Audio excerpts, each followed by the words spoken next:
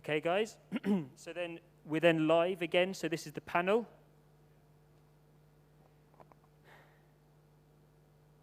So obviously, Val, you're the one who's moving around. Ben, you've got a pretty locked off shot here.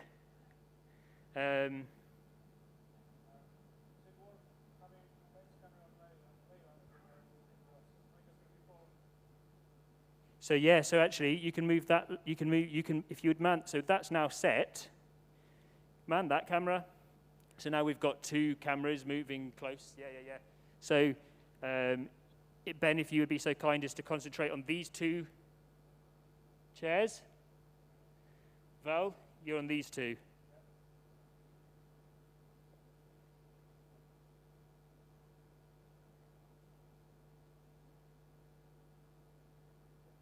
Sorry, Ben, when I say concentrate on those two chairs, I want close-ups of them individually when they're speaking, rather than a two-shot. I want single shots, and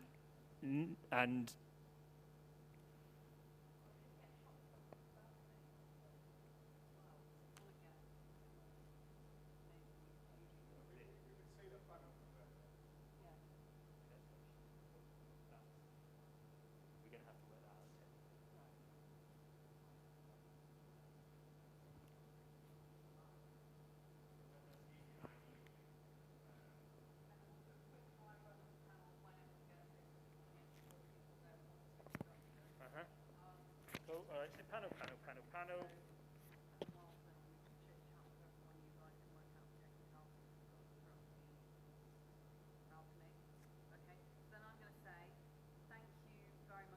Wait 1 second, sorry. So I don't think we need a transition here then, do we? Because we've got a video, and then we go straight into you and the panel discussion, right? Yeah, that's right. Okay, Nomi, so on the script, good times. Nomi, on the script, it's got the video from Jelly Packer and them lot, the students. Then it has a transition before we go to the socially distanced panel discussion.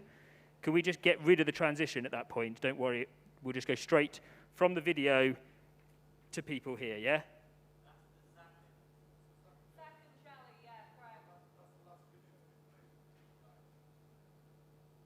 Cool, all right, so yes,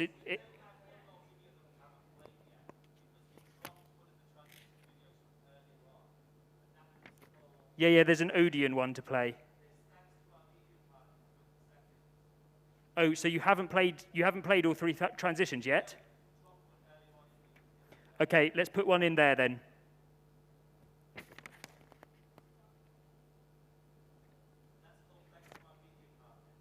Fantastic. So we will play a transition at that point then. So they go straight after each other then. So it's from the students to the transition to the panel discussion, okay? Yeah, please.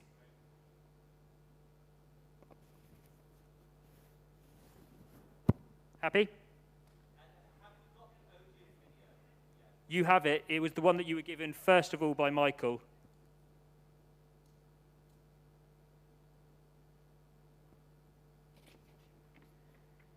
Okay, panel discussion. Okay.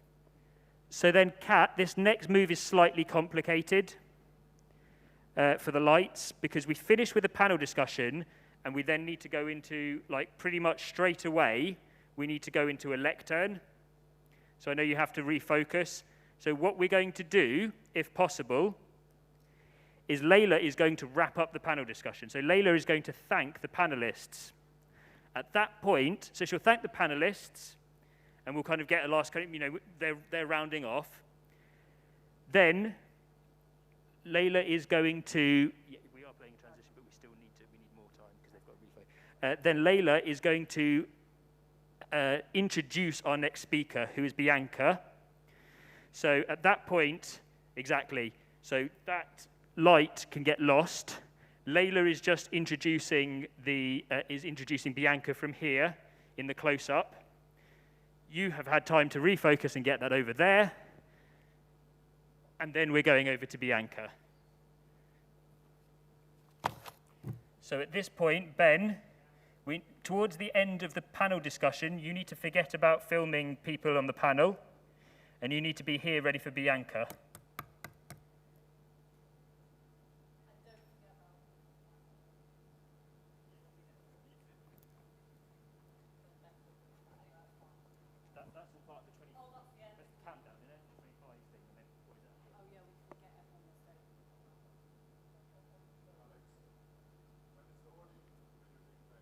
In Bianca's talk.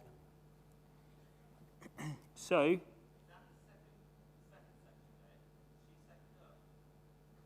sorry? No, she's now. So we've had panel discussion. Then Layla introduces Bianca. And I don't know when in her talk it is, but it says that she's going to talk and she's going to introduce and she's going to play a short video. So you just have to be ready. She'll say, can we play the short video? And you've just got to be ready to cue it when she asks you to, okay? Yes. Yeah, exactly.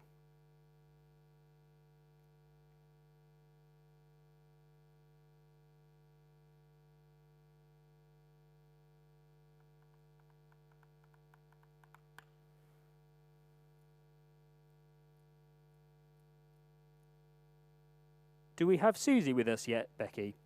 We do. Right, so then once Bianca is finished,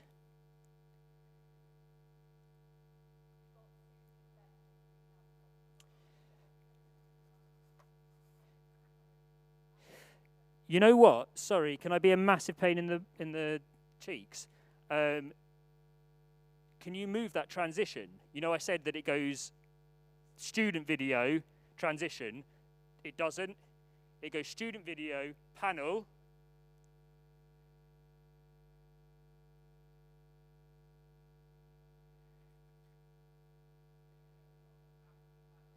So, no, it goes student video, panel, and then Layla is going to introduce Bianca. Then we want to play it before Bianca starts speaking.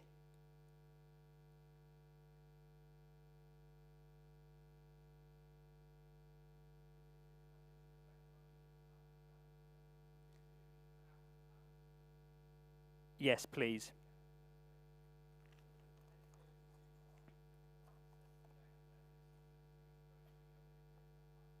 Yep. Cool. Yeah. So we're going to go. I'm going to put another transition in here. So once she has finished, because we're using the lectern twice in a row, basically, so I don't want it to look too messy here. Oh, no, we're not. Okay. Ignore me.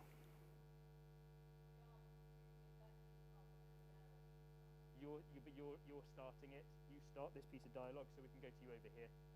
Cool. All right, so no, we're not putting a transition in there. So video about the Odeon. She says thank you. She leaves the stage. And we go back over to Layla, who is now standing again.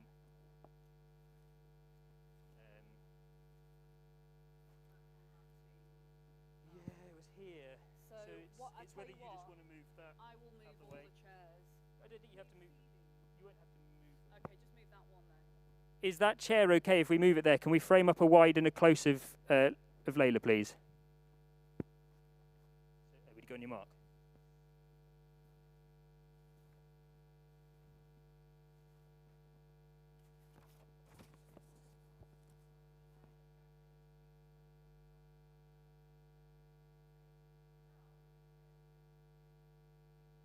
We'll tell her. I mean, she. I mean, otherwise, she'll just stand there awkwardly. Yeah. We'll talk with her about that.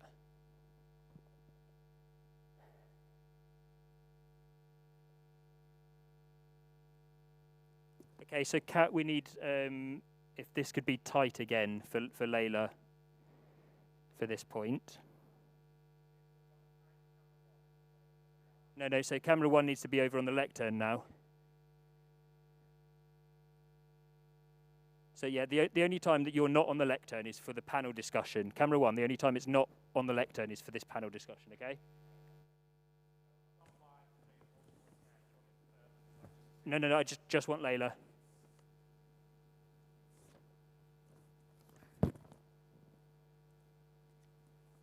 Cool, and so then Bex and Susie, if you'd come up and test out the lectern exercise.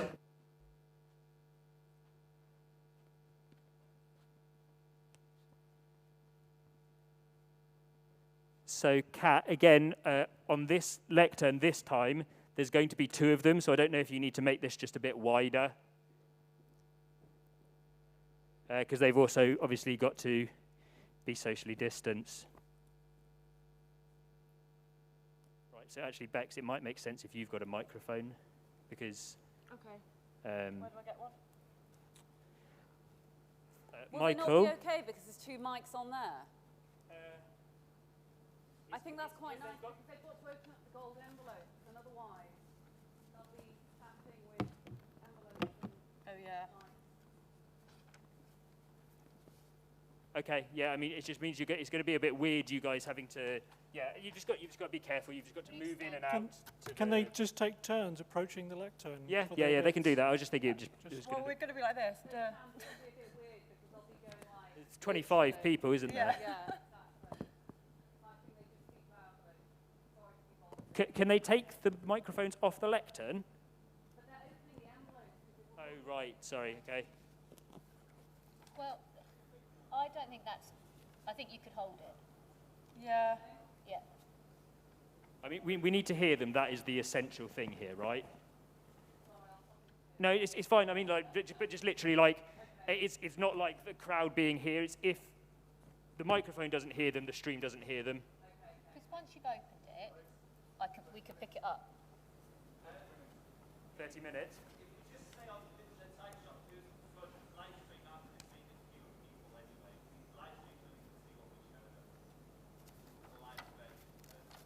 Sorry, what was that? If there's lots of people milling around, it doesn't have to. Oh, it's not that. It's about the 2 of them having to use this lectern. They're both having to announce people. It's cool. Can we pull these off then? Yeah, can Mike, is it all right if they take the microphones off the lectern for this purpose and then put it back once they're finished? I think I need 2 hands to do that. Yep. Fantastic. Cool. So at this point, Bianca has finished and Bianca has walked off. These 2 are coming on, and we're over to Layla again. Over here, please. So Layla introduces this section. Okay. So Can we have a spot on Layla as well at this point?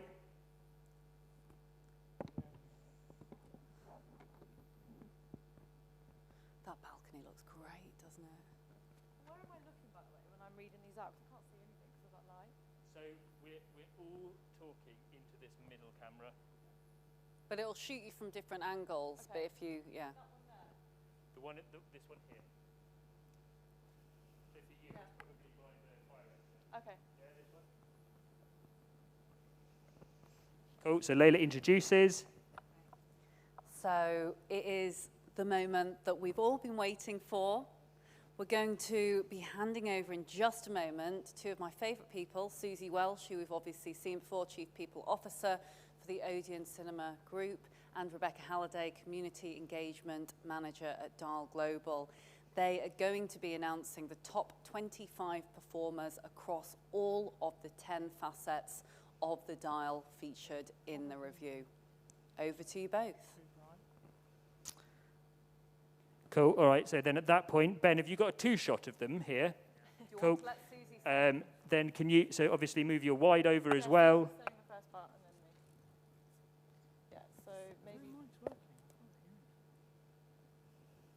Okay, so then you guys do your bit. Yep. So, So out the organisation. Sorry, let's not let the cat out of the bag. Everybody's won. So is there anything else? Pardon? That's all right, I'll talk to you in a minute. Yeah. Guys, have you just made a little note? I think just for ease, we don't need to say PLC.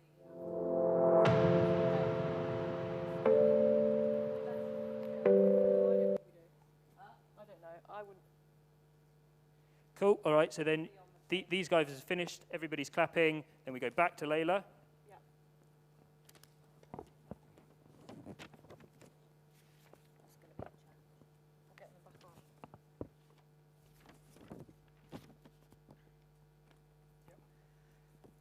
Congratulations to our top performers.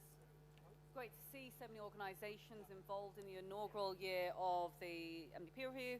But we hope this is now going to act as a call to action for those who didn't take part to step up, raise your heads above the parapet, commit yourselves to driving lasting change across all areas of diversity, inclusion and belonging. Guys, when I say belonging, it's transition then. Yep. Hello, Tess. Cool. Fantastic. So you finished that, and then you go straight into your closing remarks. Are we able to get a second person to help on the spotlights now? Would it be weird in my closing remarks? I'm scared that I'm going to forget thanking some people. Can I look at the screen? Thanks, Drew. Yeah. What you want them up there, or do you? So. Do you know what, I might just say, can I say a huge, No, he said he's going to go and grab some. or can I just say a huge thank you to all of our partners, in particular, Cosmori, EY, the Odeon, Dial Global, and Shoe Business, obviously. Well, I'm not going to read them all out, because they're all up on the screen. I'm going to say, so I'm going to say a huge thank you to. Oh, these are all them here. Yes, I'm going to say a huge thank you to, just specifically, I'm going to say Ipsos, Odeon, EY, Dial, and of course Shoot, which this event was powered by, and all of our partners who are being displayed on the screen right now, because otherwise reading them all out, I'm scared I'm going to forget some. Cool. Okay. Brand Advance. Bex. Okay, guys. Special thanks so to then Ipsos, BA, OG, and EY, we go. Dial, Shoot. We have and then the everyone else ad up on the break screen. again. Have I missed anyone else? So the ad break that we played, the very first video, the media partners Okay. is the last video that we play. No. So. Oh, yeah. In terms of the order that it goes, yes, absolutely. So Not straight after it. No. So it's Odeon video, then it's Bex and Susie doing all of the top 25 people. Bex. Then it's over to Layla to do closing remarks, and then she's closed, and then it's taking us out. The final video. It's called Media Partners, Verizon Media, Yahoo Finance, and Branded Fonts. So it's the very first video that we played, kind of before we went live into the Odeon. At Verizon.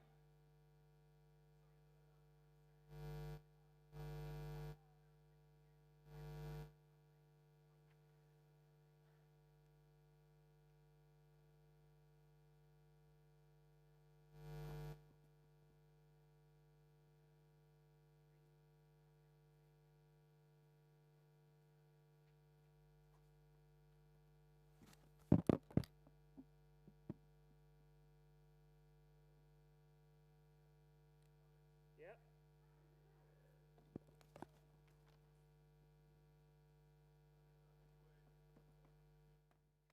Huh?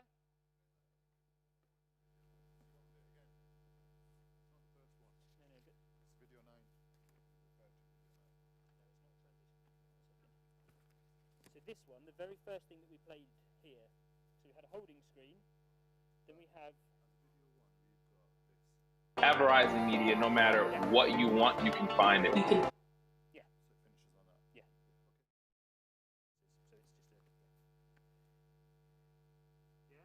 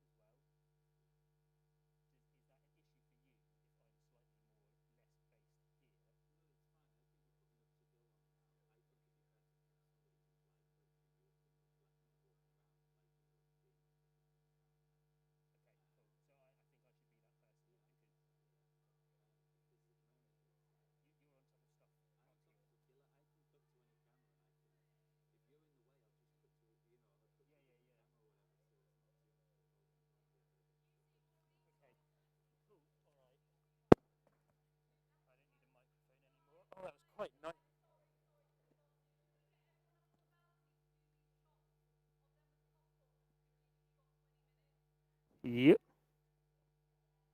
Okay, so Val, can we grab the S1?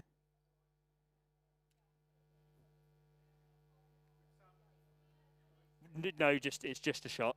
It's just one shot.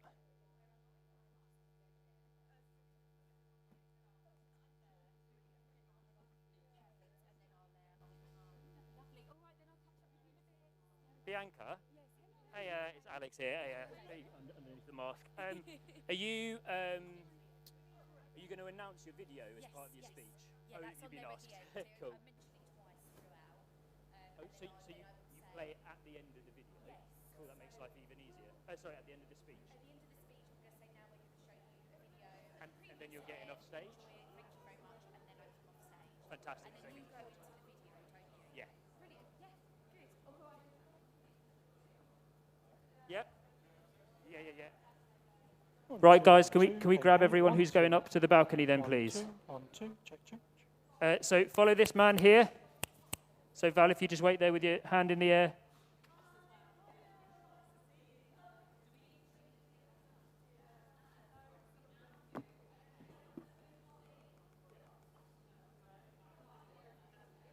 Val, just wait. We've got a lot more people coming following you. We've got more people following. Everyone's coming.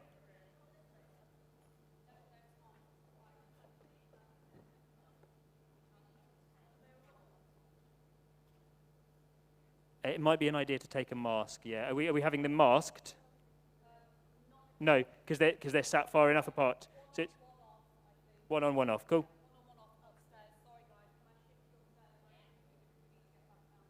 Cool.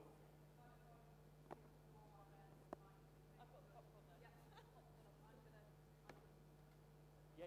And then just chill and like you've got this now. We'll be ready. So Layla, I'm going to. I'm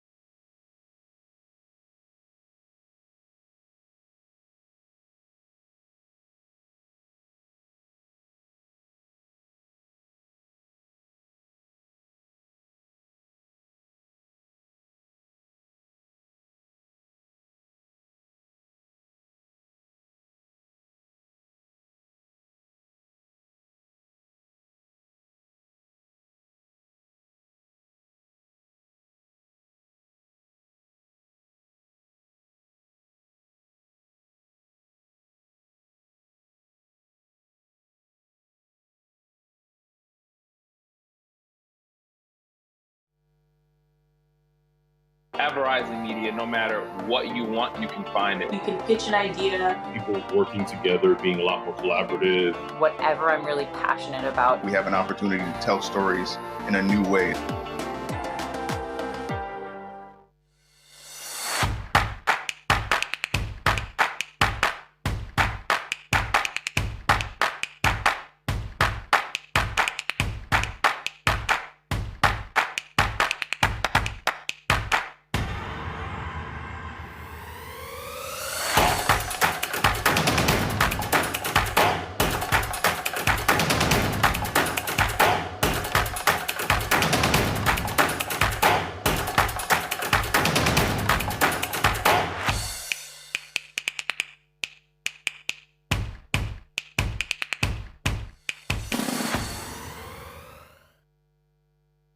Welcome to a world you didn't know existed, where millions travel daily to do what they love,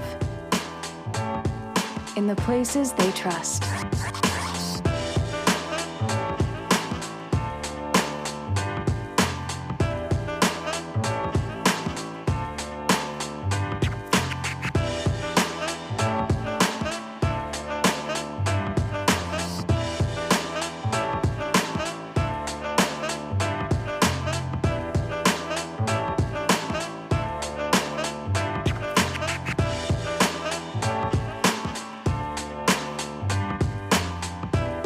Connect with audiences in captivating ways.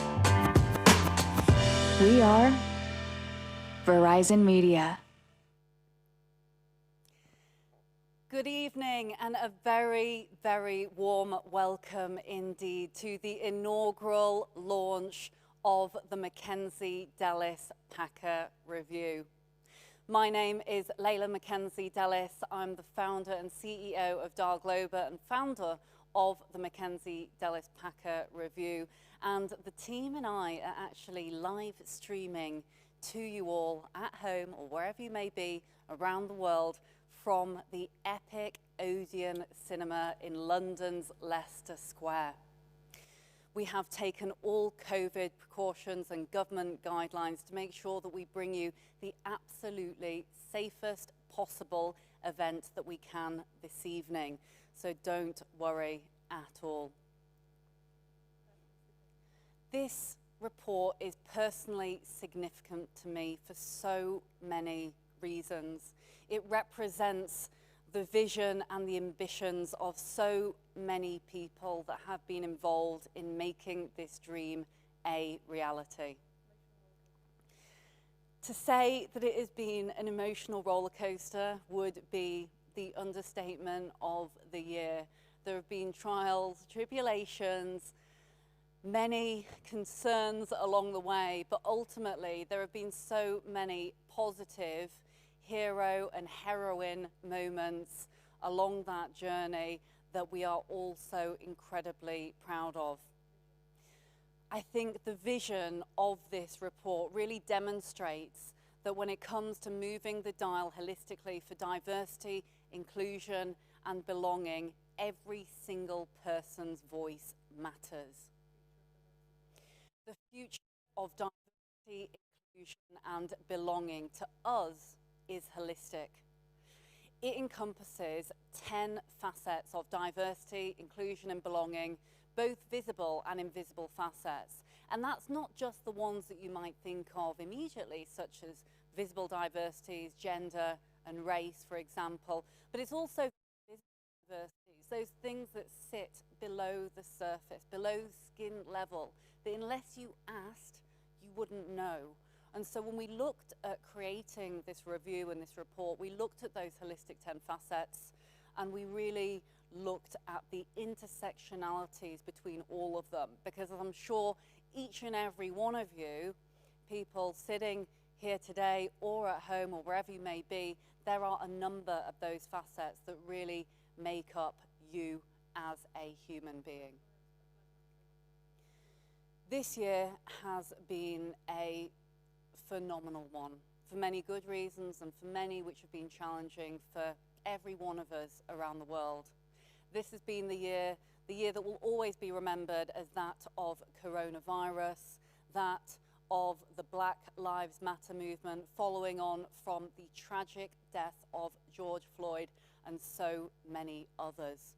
We, in particular, because of this year and because of our healthcare professionals and those that have really served our country and the wider world in times of need, we want to look and recognise the NHS and other public service bodies in this report and look at how they compare and contrast with the other PLCs and private organisations that have been involved in this review.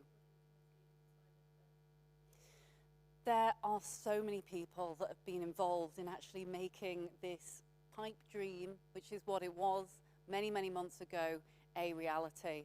And on our journey to getting to where we are today, we enlisted the support of a host of individuals. They included a review committee made up of some of the most generous and incredible leaders that I have ever met in my career to date. You all know who you are, and we appreciate so much the contributions of each and every one of you. Next steps, we enlisted our two co-chairs. They are two of the most formidable people I've met. They are Ben Page, who is the CEO of Ipsos Mori and also chairman of Dial Global, and Lord Simon Woolley, who we're going to be hearing from tonight. Lord Simon Woolley, CBE, the founder of Operation Black Vote, and also the chair of the McKenzie Delis Packer Review.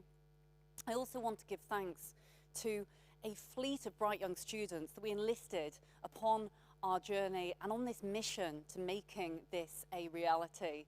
These bright young students, these future leaders, generously gave us their time, their help and their support in order to collect the data, author various parts of the review, and their willingness to step up to the plate was really recognised and will be remembered for a very long time indeed. 79 organisations took part in this inaugural review. And we thank those individuals for taking part, because we know it's not easy to put your head above the parapet, especially within that corporate environment. It wasn't an easy journey, and to stand here and say it was would be absolutely not right. We had many doors closed on us. We asked many questions. I personally picked up the phone along with my team, asking, even begging at times, organizations to get involved and to fill out this review, because it meant so much to us and to those future generations of leaders. It was no easy task, I can tell you, badgering blue chip organizations, but there were so many household names that did get involved, and we want to recognize those leaders and those organizations that stepped up voluntarily of their own accord and got involved in this momentous year. Our mission for years to come is for this report to be the standard report for all facets of diversity and inclusion in the UK and in the wider world. It is the only report that exists to this day as we know it that looks at all those 10 facets, and that is one of the reasons why it is so incredibly special. We want organisations to use this as a diagnostic tool. It's completely for free, it is for charity. You can do the diagnostic and look at where you are performing really well and look at areas that you could really improve when it comes to diversity, inclusion and belonging reporting. We are so proud of everything that has been achieved. I'm going to try not to get too emotional this evening, because honestly, everyone who's been involved, the team in particular, have just been absolutely superb, especially given the pandemic. We are actually here doing what we set out to do. I want to make a special point about this glorious venue that we are in, because when I chatted to Susie Welsh, who you're going to hear from later this evening, about the idea of the evening, she was really excited and really enthused, and we had these grandiose plans of this 800-person Odeon cinema, the flagship Odeon, the largest one in Europe, being filled of people, filled of diverse and inclusive faces from all of the organisations taking part. As it happens, it is a few of us who are rattling around, but in an incredible environment. We want to give you that feeling of being sat here as close as we possibly can this evening so that you can enjoy yourselves from the comfort of your home or wherever you may be tonight. So sit back, enjoy. If you've got popcorn at home, do get that out. Pour yourself a nice glass of water, wine, whatever your preference, and enjoy this evening. We've got so many great things in store for you. We're going to be watching the event of the evening, which is the film. We've also got the behind the scenes. We're going to be announcing our top 25 performers around all 10 facets of the holistic dial. And we're going to be hearing keynote speeches as well from Lord Simon, from Ben Page, and also up next, the fantastic Susie Welsh, who is Group Chief People Officer for the Odeon Cinema Group. Thank you.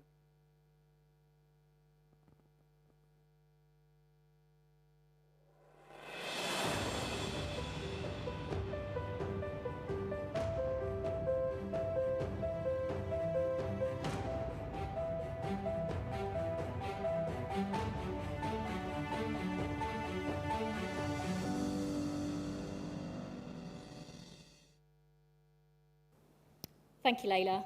Hello, everyone. I'm Susie, and I'm the Chief People Officer for Odeon Cinemas Group. Welcome to our cinema, Odeon Lux in Leicester Square. And we are really, really delighted to be hosting you in the main screen, one that has hosted many premieres over the years, and this is no exception, albeit with a slightly virtual audience. We are very proud to be hosting the launch of the McKenzie Delis Packer Review and being part of this evening alongside you all. Diversity, inclusion and belonging is really incredibly important to all of us at Odeon. We've worked hard to put effective actions in place as part of our Incredible Differences plan over the years, and we want to ensure that both our teams at cinema level and in our support offices feel a sense of belonging and feel part of our team. Taking part in the McKenzie Delis Packer Review has really given us food for thought. The questions asked and our responses made us think. We have continued to look for opportunities off of the back of filling that report in to ensure that we put the right things in place to move us forward as a business. We want to ensure that our colleagues feel like they are part of a culture where we have the best and most diverse and inclusive organisation.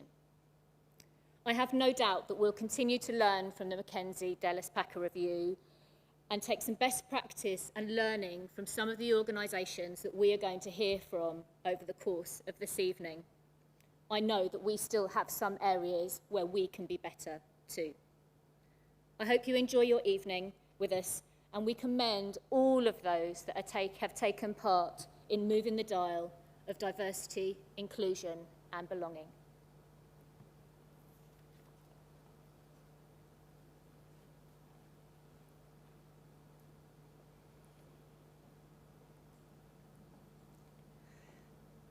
Thank you so much, Susie, for those words, and again, for giving us this opportunity to be in such incredible surroundings.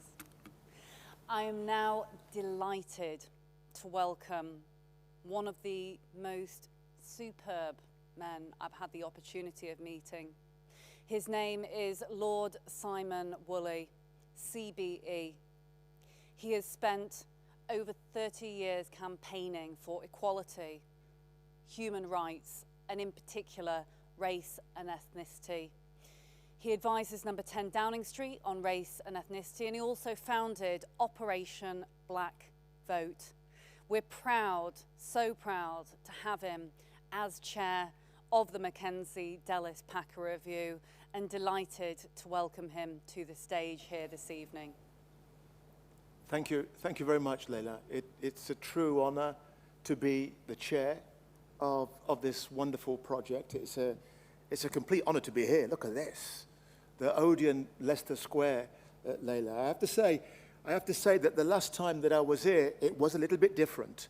And I cried, actually, because it was July 2013, and I was up there in the balcony in the cheap seats, and it was the premiere of the Nelson Mandela film, and we watched it with Idris Elba and royalty in the audience, and when the film finished, Idris was where I am, and he had to give us that sad note that Nelson Mandela had died.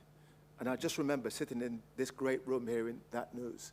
So it was a poignant time and in such a wonderful place, and it's great to be back. And it's great to be back with what we are launching today, the McKenzie Delis Packer Review 2020. And as you said, this is a groundbreaking launch. We're here to change the world. And I'm glad that so many people, not just in the UK, but around the world, are here to celebrate this launch with us. My name's Simon Woolley. I'm an activist fighting for social and racial justice. And you know, in many ways, I see myself as a disciple of Nelson Mandela, a disciple of Dr. Martin Luther King, here to change the world, here to make a difference. And so I really appreciate the team at McKenzie Delis Packer. I see them as activists, and I want to pay tribute to those behind the scenes that have brought us all together, virtually or actually. And I want them to come up on the stage, socially distanced. Rebecca, Jody, and Layla, can you please just come forward so we can all see you, please? Give them a round of applause. These are activists that have changed, that are helping to change our world. The unsung heroes. Can you get into the spotlight? Come on, that's it. Unsung heroes of what we're doing here today. And our spiritual leader. You know, thank you all. Thank you all. It makes a huge difference to me to know what you're doing. And it'll be a huge difference to our society. It is what you believe and how we change things together that will make the difference. Thank you. Thank you all. Thank you. You know, Layla said that, like my hero, Dr. Martin Luther King, that she had a dream. A dream to ensure that regardless of the color of your skin or your sexual orientation, your age, that you can be whatever you want to be. That you can be a CEO of all these top companies. Designing, creating, producing. She had a dream. But she had more than a dream, as Dr. King did too. She had a plan. And the plan was to get the best of British business together, to come together and be honest. To be honest about where we are. It's not great, let's be honest. But when you lay bare the truth, when you lay bare those, as some people have said, uncomfortable truths, and say, together, we can make this look different. We can make this be different. And you know what, Layla? When we do, everybody wins. It's not a zero-sum game. Because you win, I lose. No. Because you win, we both win. We become more dynamic, more creative, more inclusive. But you know, it takes a leader to start it. But what I've learned as a disciple of King and Mandela, that we're all leaders. We just have to come out of the shadows, come into the space, and own it. And when we own that leadership quality, we can do great things. First, we come out of the shadow. Second, that we need to have a plan. And that leadership plan has to be that you bring all the energy and the minds together and you say, in a year's time, in 2 years' time, things will look dramatically different. Because you'll have made pathways for all of us to be able to fulfill our potential. I tell you, Layla, when I had my opening speech in the House of Lords, it's just about a year ago today, as a matter of fact, I said in the Mother of All Parliaments that I strongly believe. There is talent. There is talent in every street, in every city, in every corner of our country. Our role, Layla, our business leaders' role is to open up pathways so that talent can fulfill its potential. At the moment, we think that potential only resides within the public schools or the best universities. No, it doesn't. It resides everywhere. But we need to open up the obstacles, pull down the obstacles, open up the pathways, let our talent flourish. And when we do, we all win. I forgot to mention my fellow chair, Ben Page of Ipsos Mori. He's a good guy. He's a great guy. And we're working together with you. I mean, I know you're a bit bossy. I mean, but that comes with the territory. Layla, it is a great honor. It's a great honor to be part of this journey. But I'm wanting you that are watching this tonight, particularly the business leaders, stand up now and be counted. Own the leadership role. And together we'll make a difference. Thank you all very much. Thank you, Layla. Thank you. Thank you so much, Simon.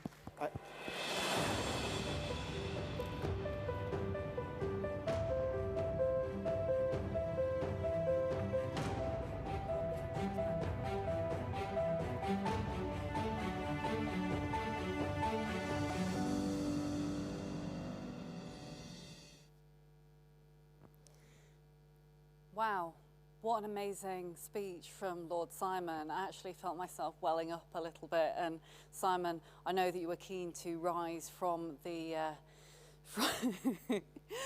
from the organ here, lit up in purple, with smoke coming out at the same time. I think it definitely deserved that. But thank you so much. You are so kind. You are so generous. You are an inspiration to all of us and those on the review committee. So thank you. We're going to hear from Ben Page, who is co-chair, sitting alongside Lord Simon. Ben is the CEO of Ipsos Mori. He's the honorary chair of Dial Global. He also does a number of not-for-profit pieces as well, including being trustee at the Centre for Ageing Better. So over to Ben, as Lord Simon introduced him just a moment ago.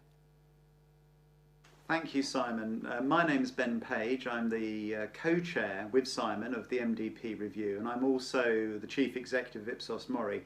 We are all about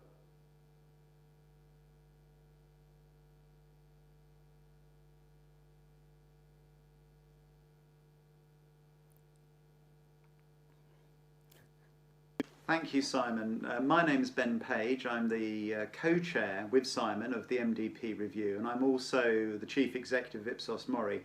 We are all about what people do, say, how companies work, how culture works, fundamentally about understanding people. So I was delighted when I was asked to do this. I did wonder why a white middle-class guy like me might be asked to chair something like the MDP Review. And apart from being obviously fascinated by data and getting data right, which is has been extremely important to us in terms of understanding this, actually we all have our own stories, and running a very large, diverse company, we have 120 different nationalities at Ipsos Mori, people from extraordinary backgrounds and extraordinary places. And I think the events of 2020 and the Black Lives Matter movement after the murder of George Floyd in America means that 2020 has been a pivotal year. And I think businesses like the one I run, but businesses all over the Western world, quite frankly, are changing. And we need to do more to recognise the importance of diversity and inclusion. And that means everybody.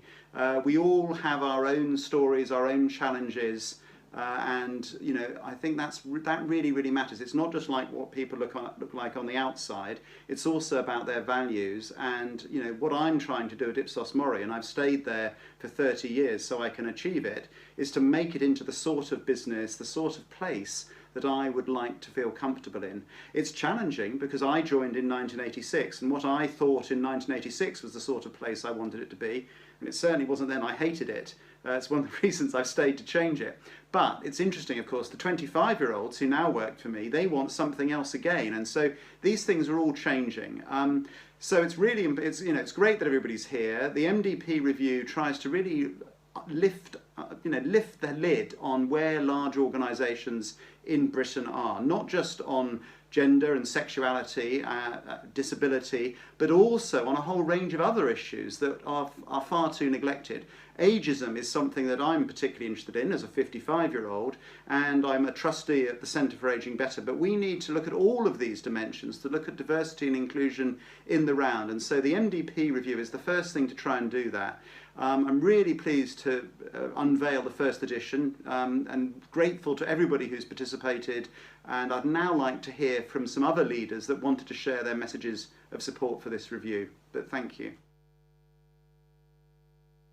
Thank you so much, Ben, and I hope that you're enjoying this evening, because I know that you're going to be watching with great gusto and enthusiasm.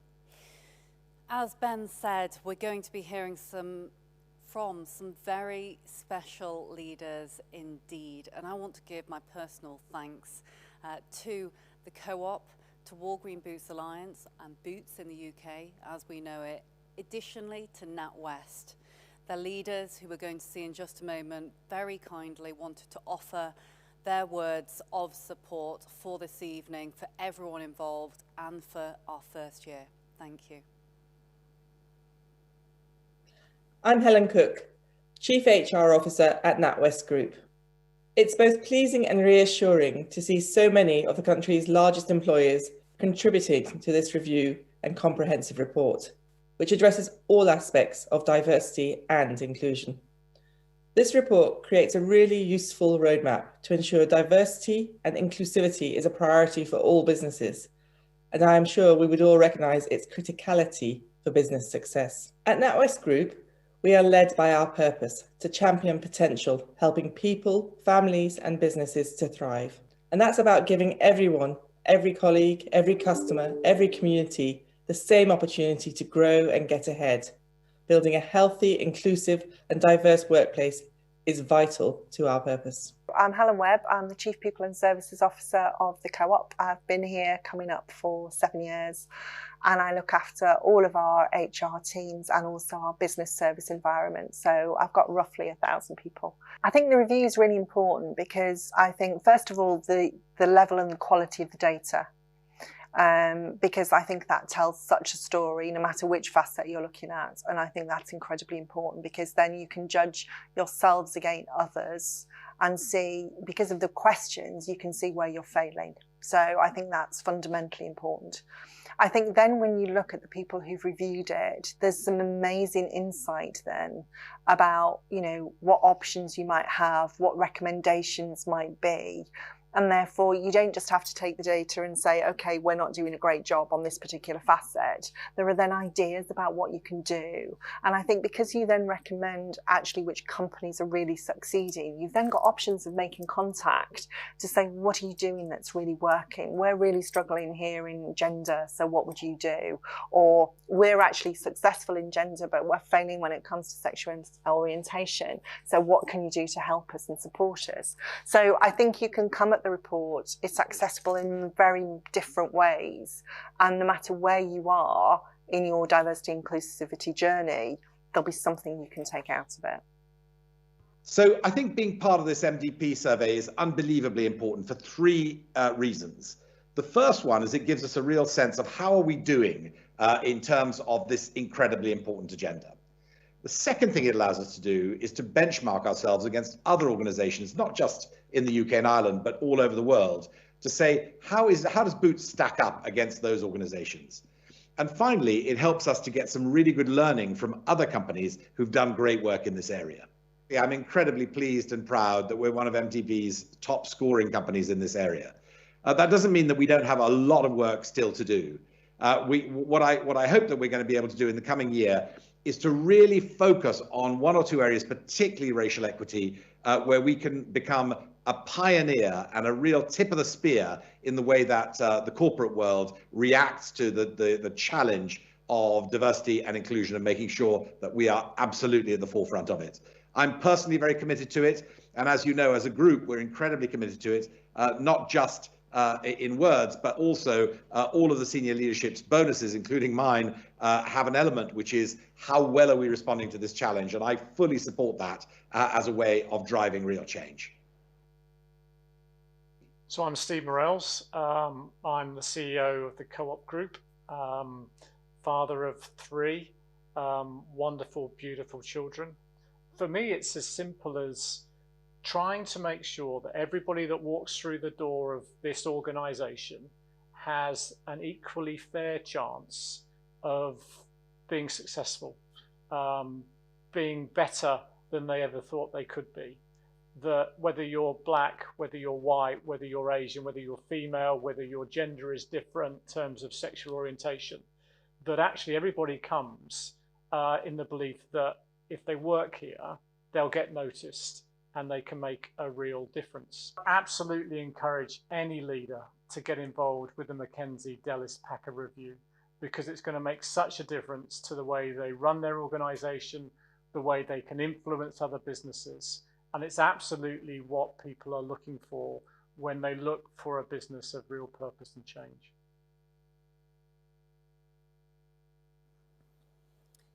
Thank you so much to those inspirational leaders who so kindly took part in the inaugural survey and for giving their messages of support with regards to diversity, inclusion and belonging. So up next, I'm getting really excited, sorry, I can't help it. But we're going behind the scenes at a little bit of what happened when we were filming some of the leaders in the film that we'll be watching live on this big screen very, very shortly. And talking of behind the scenes, should I say, get a little wave up there to the balcony in this incredible cinema. Want to make sure that you all have as much a view of it as you possibly can. This is an 800-person cinema. So a little wave up to the top to say hi there to Jodie and anyone who is up on the balcony. Hi. Enjoy enjoy the behind the scenes, guys.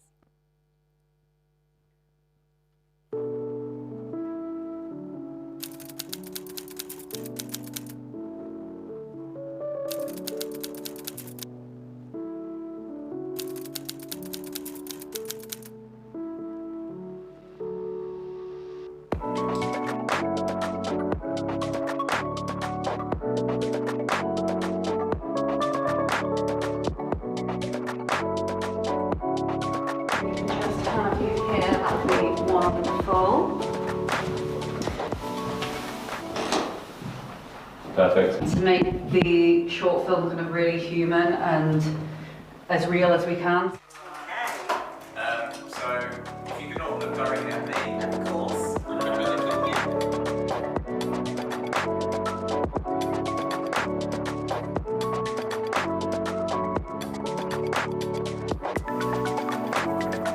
To look like a really boring review.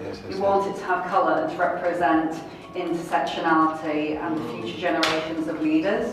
So we want it to kind of, through the report I suppose, we've got quite a lot of kind of street art and things like this. But it's like, tell us, who are you and what do you do and how did you come to be where you are today? So I think particularly within a work environment or an organisation, I was constantly second guessing the value that I brought, constantly second guessing if people were judging me just because of the way I looked or who I was or my background. So at that very point, I felt as though, did I belong here? Was this career the right path for me to take? Even though I was 6 when I wanted to go into law. So I wanted to make sure that nobody else had to feel how I felt. And one thing which you picked up really beautifully a number of times was this kind of piece around kind of collective responsibility. It is about collective responsibility. How do we make it seem not just purely an HR initiative for those that do think it is, into it being something which is collective, it's board-wide. Like you say, you're taking it to the board, you're taking it there, so it's got that importance and that visibility that it should have, we hope, in lots of other organisations. You know, I kind of like the question, what does diversity, inclusion, belonging mean to you? Because it means different things to other people. That's actually quite nice, because I'm sure everybody has a slightly different take on it, don't they? Absolutely, and that's the whole point. It's actually everyone can be diverse, everyone has a different perception of it. So, you know, and the thing is, there is no one definition. That's the big thing. There is no definition, because what it means to be what it means to be a absolutely, and everyone can truly be involved.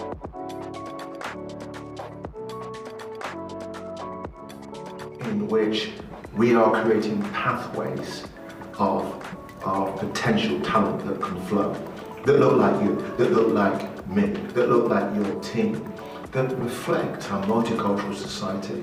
We, as a nation, become a beacon of flourishing diversity, at ease with itself, being creative, being dynamic.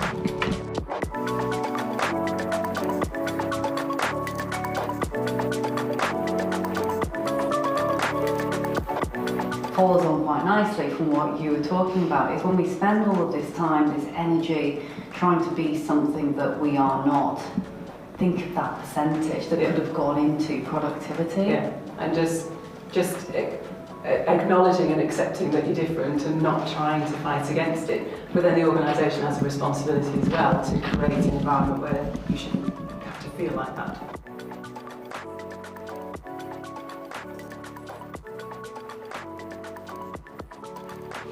When you asked me to do this, I was sitting there thinking, well, we actually got much to say around this, you know, is it enough? And then when you actually dig into it, you think, oh, actually, we have done more, we've done more than we think we have. You know, we want it to be kind of real people, real stories, you being yourself when you're being your fun self, and kind of, you know, it isn't just the corporate facade. Do you know what I mean? That is what we're after.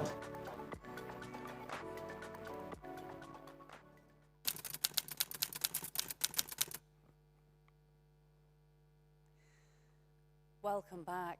Hope that you enjoyed the behind-the-scenes making of, and now, the moment that we've all been waiting for. I'm ridiculously excited. I know I keep saying I'm excited, but this time I'm ridiculously excited to actually see the film on the big screen at the Odeon. Before we watch the film, and before we sit back, enjoy ourselves, and listen to what some of our inspirational leaders have to say, I must give a huge thank you, in particular, to Chris Kenner, who is the CEO and founder of Brand Advance, who so kindly supported us with making this film for the big screen. I remember when I mentioned this to him in the early days, and he said, you know, to put something on the Odeon big screen, it be pixelated if you record it off a phone, Layla. So I heeded that advice, took the advice from experts, and in particular Jodie, who works on our team, who is superb, and Mitch, who has been just incredible working on this project, took the experts' advice when it came to color grading and all of those kind of technological things that I have no idea about, and they have done a fantastic job. I hope that you enjoy the film. Thank you to all of the leaders who so kindly gave up their time to feature in the film, and again, Brand Advance, the team at Dial, for actually making this happen. Enjoy. Work harder, and I think we can have fun and be really creative.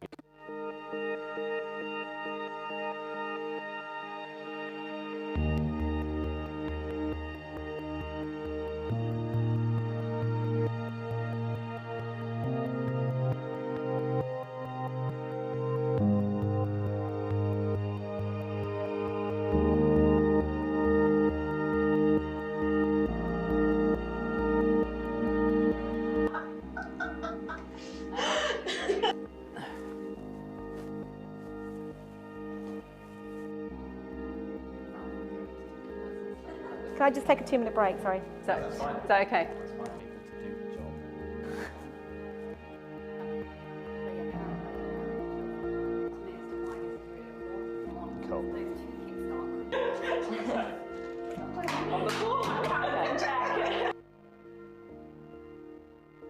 when people talk about equality and diversity, they talk about one bit of it. So they talk about you as somebody from a BAME background, and that might be important, but it's probably not sufficient because none of us are defined by one characteristic. I can have many identities, be many different people, all in one, and that's okay. That's who we are.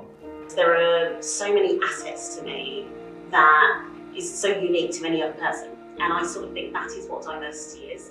It is about recognising the individual aspects that people bring and then creating an environment that allows them to feel that they can be themselves, that they can succeed and that they can thrive and grow wherever they are, be that at home, be that at work, be that in social settings. I really believe it's all about understanding and taking time to understand the differences in people and realising that being different is actually good. We talk about diversity as reflecting our uniqueness, and inclusion is about how we choose to embrace that. But the reality is it means different things to different people. Diversity and inclusion, and what it means to me is, do I know everybody well enough? D&I is incredibly important.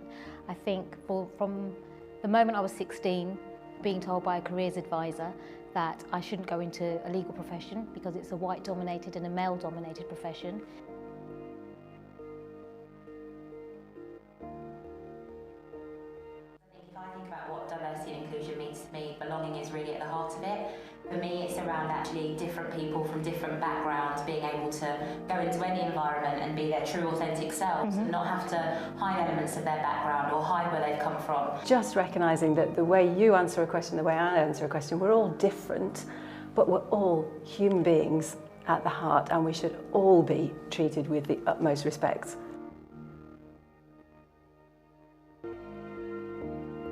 I think there are two facets I would just pick up that really helps.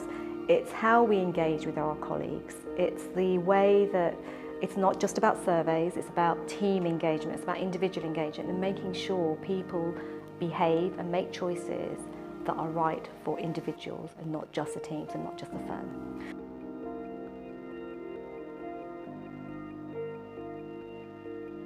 It needs to be part of the DNA of a business that people feel it and it feels real and authentic. I think there's something in we can work harder, and I think we can have fun and be really creative to start to crack this element of inclusion. And I say that because actually with the work we've been doing at Sony Music, we've been experimenting with really cool talent acquisition programs that are purposefully trying to reach people that we wouldn't have normally talked to maybe 5 years ago, and to bring them in.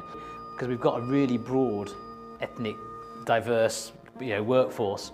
How can we train and develop that pool of population to be the talent of the future, to give them the opportunity? That's got to be where it lies. So it's so important not to group people into these mass categories and just simply say all black people experience life in this particular way, or all women experience life in a particular way, etc. It's really important that we take the time to listen.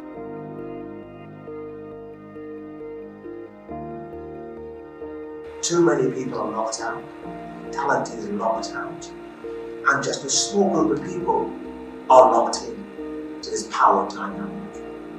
And they, when they're feeling generous, throws a few crumbs. Doesn't serve them, it doesn't serve us, it doesn't serve anyone. We've got to widen the pool, make sure that talent can flow in and out.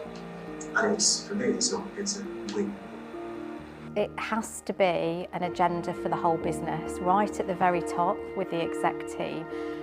But it has to even be much bigger than that, because if you think about all the different facets that we have in the report, that we talk about, all the 10 facets, that in itself is so broad. To really make progress in those areas, you need hundreds of people understanding it, feeling passionate about it, and most importantly, wanting to do something about it. It is really important for people who are growing up in any profession to see people like themselves in a place where they might see themselves in the future.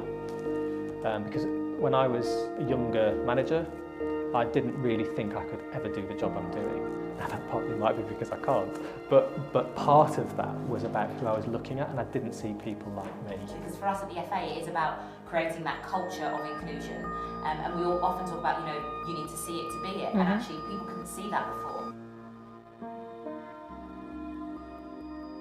Be kinder to yourself much sooner in life. There's a lot of pressure out there, there's a lot of pressure to conform, and I think again in the context of diversity, inclusion, I probably wasn't me for a long time in the world of work, and my biggest piece of advice would be me sooner, or just be me and don't try and be different and conform. Find diverse mentors, and mentors come in all forms, right? In all those facets you've talked about, they come in all those facets. And the reason we need mentors is because mentors share experiences and they guide you. And there is so much power in stories, and everybody has a story. Never underestimate what others can help you do for yourself or can do for you. And I don't mean that in a sort of paternalistic way, but I have been helped through my career by some great colleagues, two in particular, Jim Mackey and Sue Page, who were the chief execs of the first trust I worked in. They never gave me a job, but they gave me opportunities and they took risks on me. To do the things that make you feel really uncomfortable and afraid in some way, so really taking yourself out of your comfort zone, because I think that means, if it feels that way, you're probably in the right place because you're growing in your career. If I could go back 30 years, I think it would be very much around be inquisitive, spend time to understand different cultures. I look at myself now, and I'm 53-year-old white male, and I sit and look at things that I don't understand now. I think so. I'd be saying, to myself, be really inquisitive. Spend time to understand, why people have got different religious beliefs and what they actually mean. It's really important to listen. It's really important to find your inner self and to understand where your central grounding comes from. And that it's really important that you just, say well done every now and again. Because life's really hard, the challenges are really hard, and sometimes we can bring ourselves down with trying to do the best job we can ever do, and sometimes it really is good enough. You're good enough. Particularly within a work environment or an organisation, I was constantly second-guessing the value that I brought, constantly second-guessing if people were judging me just because of the way I looked or who I was or my background. And what I would say is actually work hard and use that platform to really prove yourself. Be who you are. I think I'd just turn around and congratulate myself for staying headstrong and being true to who I wanted to be and what I wanted to do. And that's just perhaps the message that I would want to give, is if you're passionate about something, if you want to do it, push for it. You'll get it. It might take time, but you will get it.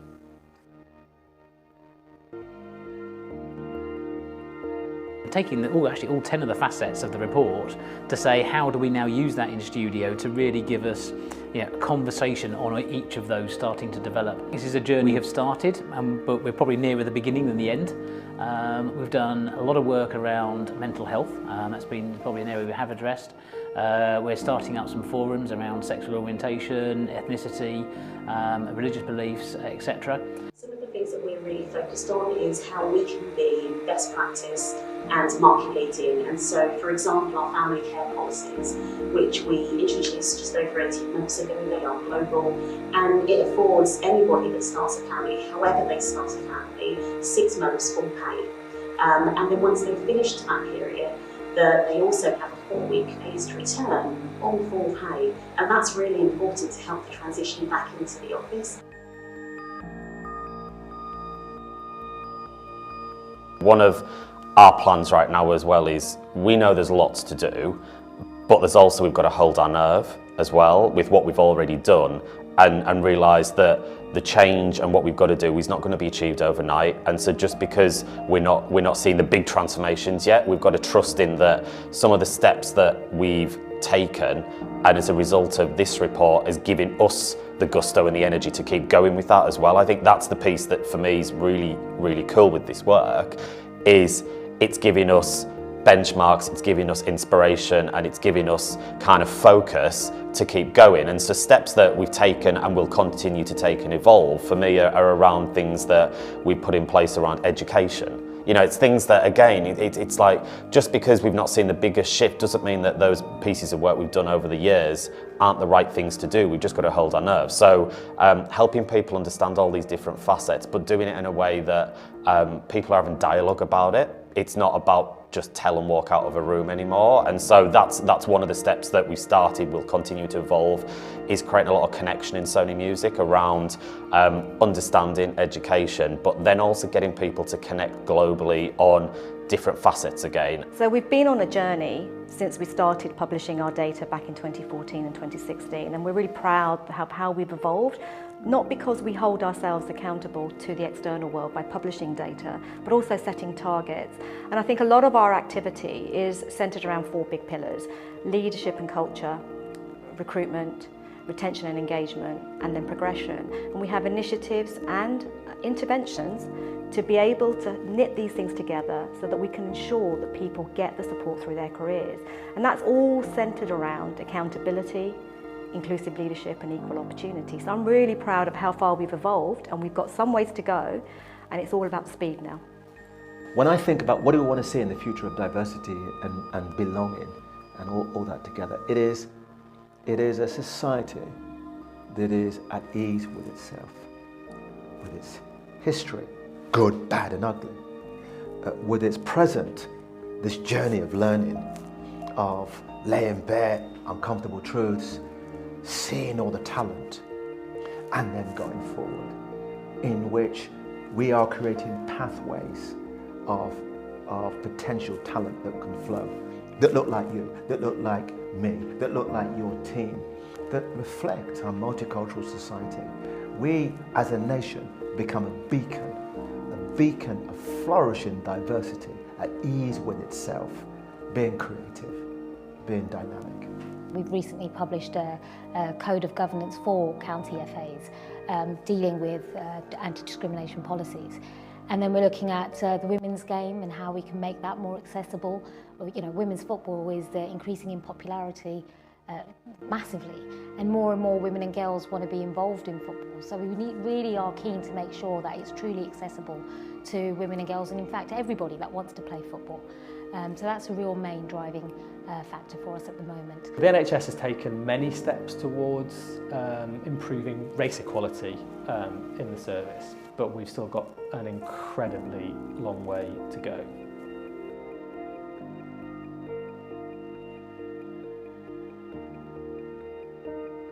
I think from a Britvic and a personal point of view, we have made some great progress. So if we look from a gender point of view at our senior leaders, for example, 18 months ago we had 33% of our leadership population were female. We're now at 40%. You know, our employees say that, you know, over 95% of them feel as if they can belong at Britvic. So it would be easy to start saying, you know, we're in a really good place, you know, there are things we're proud of, but I actually look and say, we've not yet made enough progress when it comes to even more diversity of our leadership team. So in terms of ethnicity, for example, we've not yet made enough progress in terms of disability, for example. So for me, it's now about really setting a high bar across all the facets and saying, actually, what do we need to do to be, I think, bolder and more courageous?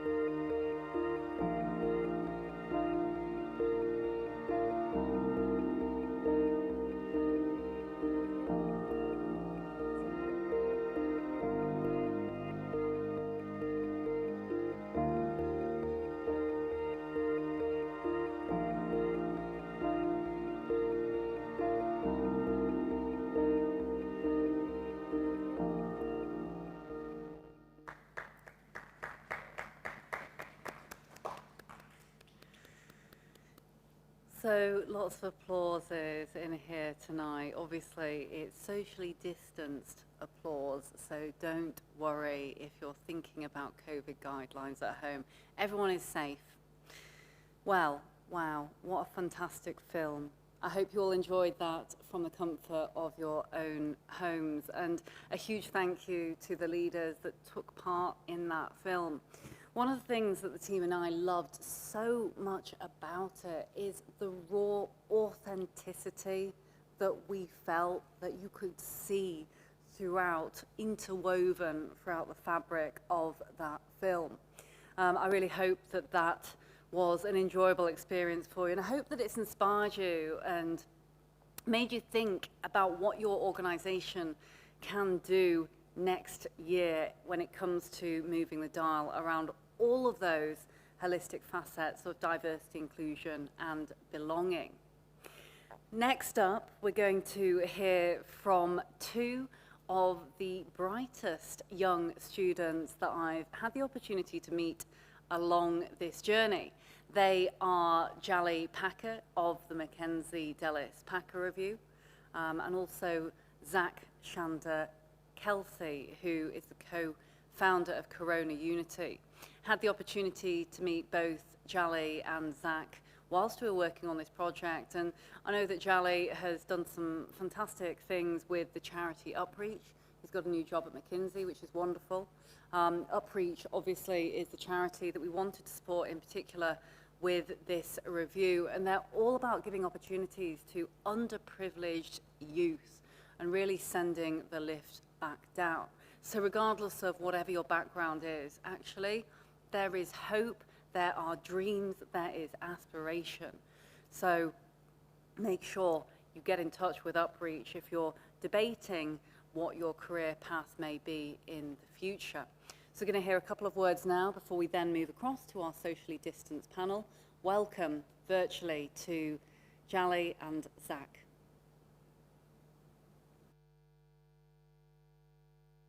Hi, my name is Jali Packer and I'm co-founder of the McKenzie Delis Packer Review. I joined the project in March 2020 after being contacted by Layla through a charity called Upreach. Upreach is a social mobility charity that supports underprivileged youth from less advantaged backgrounds in getting jobs in top organisations. And I was supported by Upreach throughout my time at university, and they were instrumental in helping me secure my graduate role. And the reason I decided to get involved with the McKenzie Delis Packer Review was because I saw a real opportunity for us to provide organisations with a tool, with a diagnostic that they could use to improve their diversity and inclusion efforts. So rather than just giving a scoping sort of report on how a sector is looking, we're actually giving organisations the means to improve and a way of actually progressing in the workplace. So I'm really pleased with the outcome of the review. It's been a massive learning journey for everyone involved, and I'm looking forward to supporting it in coming years. Thank you especially to our research partners, to Ipsos Mori, to EY, and of course to Dial Global for commissioning this amazing project. I'm Zach, co-founder of Corona Unity, and we're a cross-university student-led consulting organisation with over 100 student volunteers. Established with the mission to help third sector organisations in the wake of COVID-19 and to create opportunities for students to work on real client projects. Students all over the globe are looking to join organisations that are inclusive in every sense of the word, and we envisage a future where everyone is valued for their talent, mindset and experiences regardless of who they are and where they come from. This is what drove our involvement with the McKenzie Delis Packer Review, and I would like to thank all the students involved in the two work streams. In addition, thank you to Bonnie Sim for leading the literature review team with passion and drive, and thank you to Alicia Uka for leading the company outreach team with determination and perseverance. We couldn't have done it without the students' passion for diversity and inclusion. And with this in mind, we encourage organisations to embrace diversity and inclusion with McKenzie Delis Packer Review, because together we can create workplaces that are welcoming to all and productive for generations to come.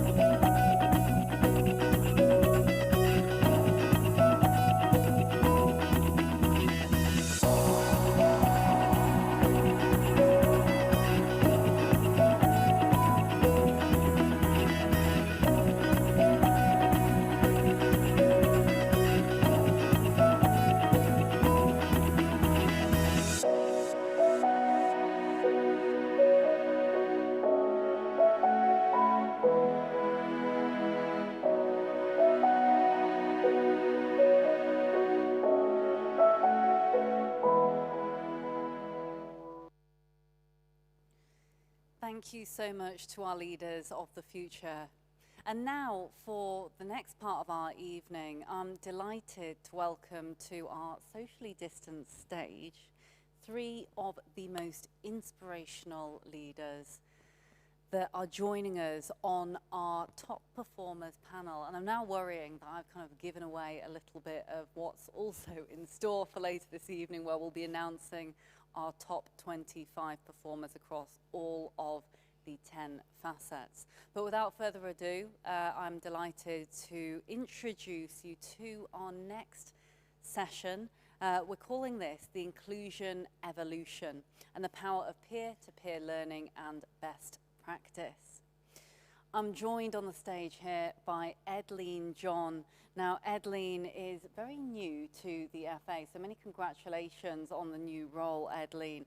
Edleen is International Relations Corporate Affairs Director and co-partner for Equality, Diversity and Inclusion at the Football Association.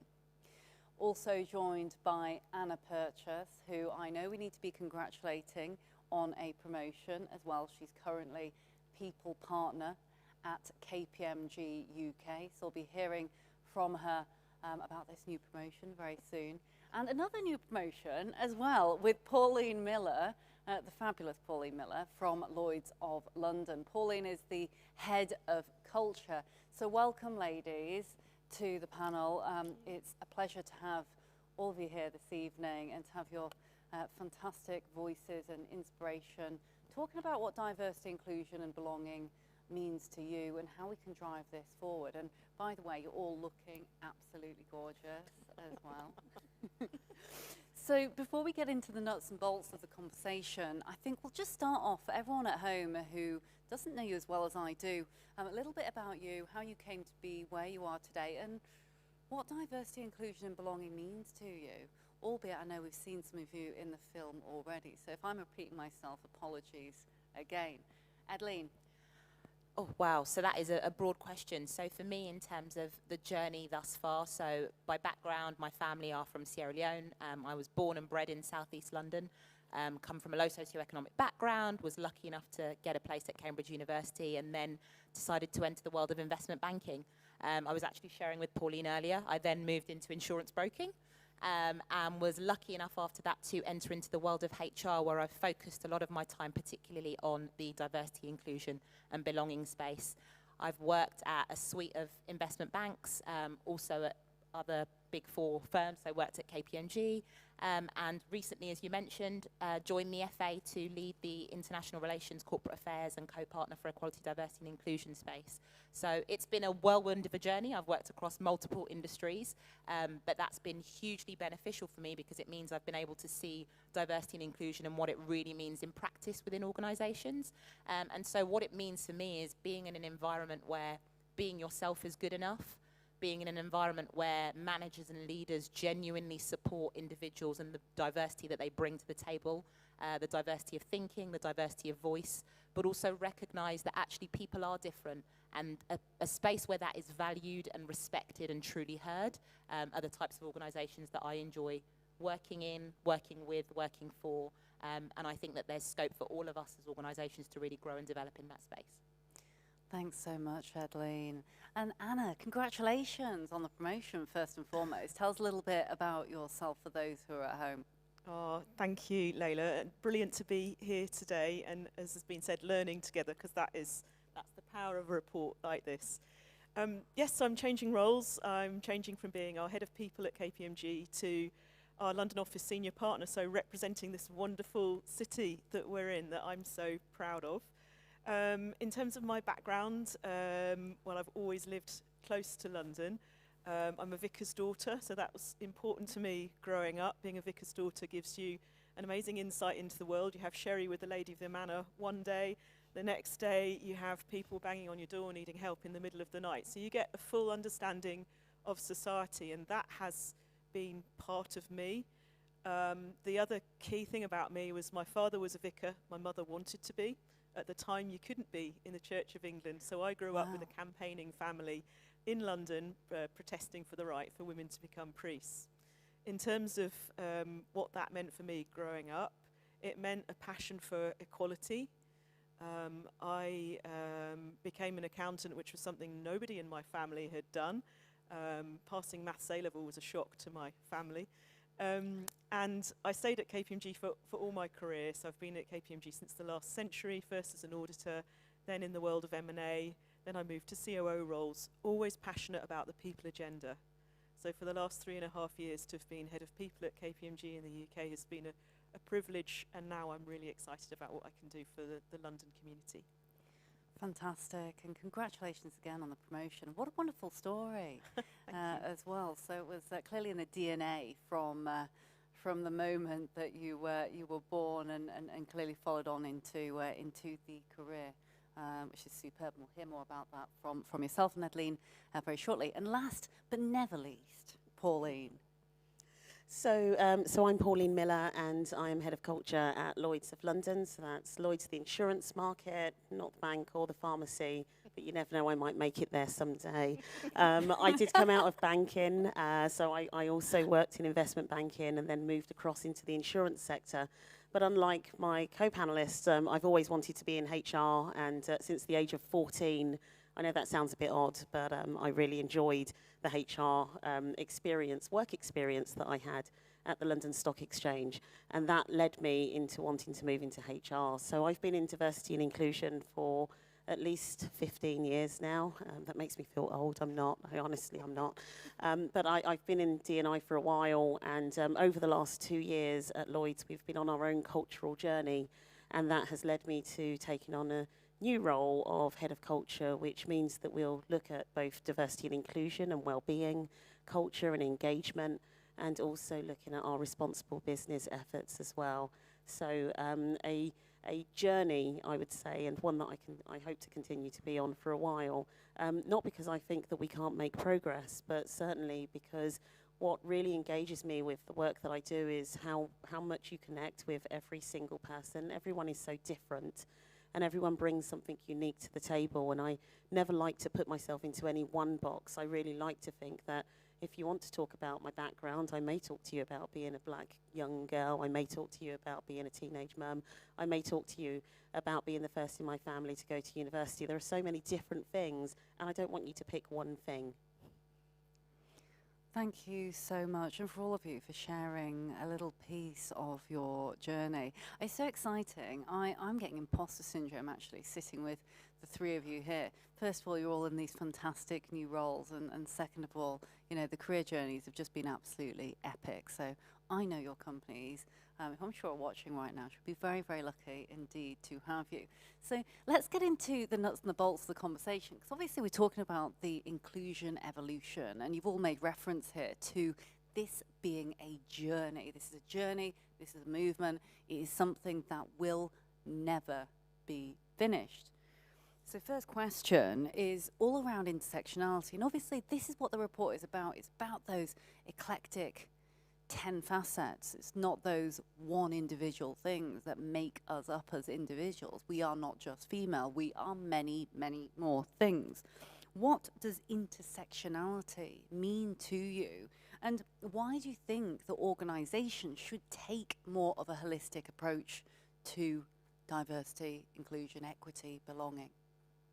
Yeah, so I'm happy to start. So for me, intersectionality is that absolute recognition that we are all individuals.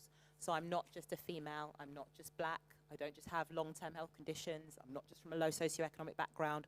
All of those various elements factor into who I am, the experiences I've been through, and therefore who I am in a work environment or who I am in my day-to-day life. And I think for organisations to truly get the benefit from individuals and to really bring out that diversity of thinking, we have to respect the fact that people come with multifaceted backgrounds, multifaceted experience, and each of those bring value. So for me, the wonderful thing about this report is it's the first time where a multitude of elements have been brought together for us all to learn from, to recognise, to understand, but also to look at how we drive forward. And I think that is a critical element that many reports haven't done before. We've had reports focusing on one strand of diversity or one element, and actually individuals are not just one part of who they are. And so for me, the wonderful thing about this is that opportunity to look more holistically in full, and to really think about ways in which as organisations we can drive forward our strategies and our business strategies, not just our diversity strategies, to really recognise the various elements of difference that bring value. I love the way that you interweave personal with business there. And I think the beautiful thing about all of you sharing your stories here, as you so kindly have done, are they make others want to share their story. Straight away when you're talking about your background, I want to say, well, you know, I'm a Chinese female, but I feel more British. I was adopted by two of the most amazing parents who are white British as well. And so there are so many things that make all of us up. Anna, what are your thoughts? Well, I agree. It's understanding the multiple facets that we all have. And if you don't spend time doing that and encouraging people in your organisation to do that, whether that's bringing your network groups together to do it, or as leaders talking about what makes you you, you're missing a trick, because you have to understand the different elements of people. And if you want to drive change fast, you have to understand the lived experience of the people working for you, so you can help everybody develop and reach their full potential. So it's key to focus on intersectionality. Mm-hmm. I love what you say there about the lived experience piece, because we can't all have lived experience of absolutely everything. And in particular, when it comes to obviously what we've seen with the Black Lives Matter movement and with the tragic death of George Floyd, many people were making these references, and it's like, well, you know, if you don't have the black lived experience, or you don't have the female lived experience, you don't have the Asian lived experience, how can you possibly say? It's that empathy, as you say, Anna, to really look at the lens as best as you can, educate yourself, and look through that from another person's point of view. But you cannot be that unless you are that. And it's not just listening to the lived experience, it's then understanding it and valuing it. And I think in many organisations we have multitudes of situations where people might be listening to lived experience, but actually on a day-to-day level, managers are not understanding that lived experience. Managers are not understanding how employees might react differently or behave differently or deliver differently. And what that means is actually you can have people from certain underrepresented groups who don't feel valued, who don't feel respected, and who don't feel heard. And actually when we talk about organisations in the HR sense, and we talk about challenges around retention or people leaving or not feeling engaged, 9 times out of 10 people feel in those situations because of the managers and the people they're working with. It's not because there's some ether out there of an organisation that isn't supporting people. People work in organisations because of the people that they work with and for. And so I think the great thing about this review is it not only shines a light on some of the policies and practices, but it gives managers and leaders something to go away with and look at and say, actually, what can I as an individual do differently to change the culture within my team or my organisation or my division or my area? And that is not just about listening to experiences, it's about then understanding and valuing them as well. Absolutely. It is those tangible action points that can be taken away with us. And, you know, as we all know, it's there's no one silver bullet, is there? It's a multitude of things that need to be looked at. Pauline? I think it's interesting that you mentioned there's no silver bullet, because in the D&I world, there's a new term every few years, and it felt like intersectionality was going to be one of those terms, when actually what we're saying is for those people that say, I don't look at diversity, I just hire the best. That's not true. Because actually, if you decide that you look at me and don't recognise me as a black woman, you've then ignored all of the experiences that I might bring to the table, and therefore you don't know whether you're hiring the best or not. You've placed me in a box that doesn't have any particular identity to it, and we all know that that's not possible. So it's really important that we recognise that there are different traits and different areas that people bring to the table. And actually for organisations, when I think about the work that we do, and you know, over the last few years there's been a huge focus on gender, and gender's great to look at as a whole, and then when you think about the lack of female representation, that's great as well. But then do you break it down further? And it's having organisations say, have we done enough?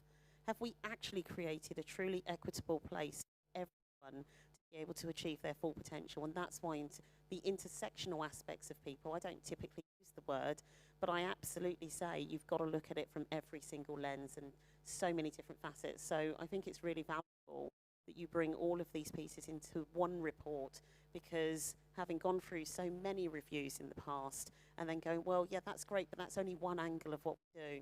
There are so many other pieces as well. So it's really important to bring them all together.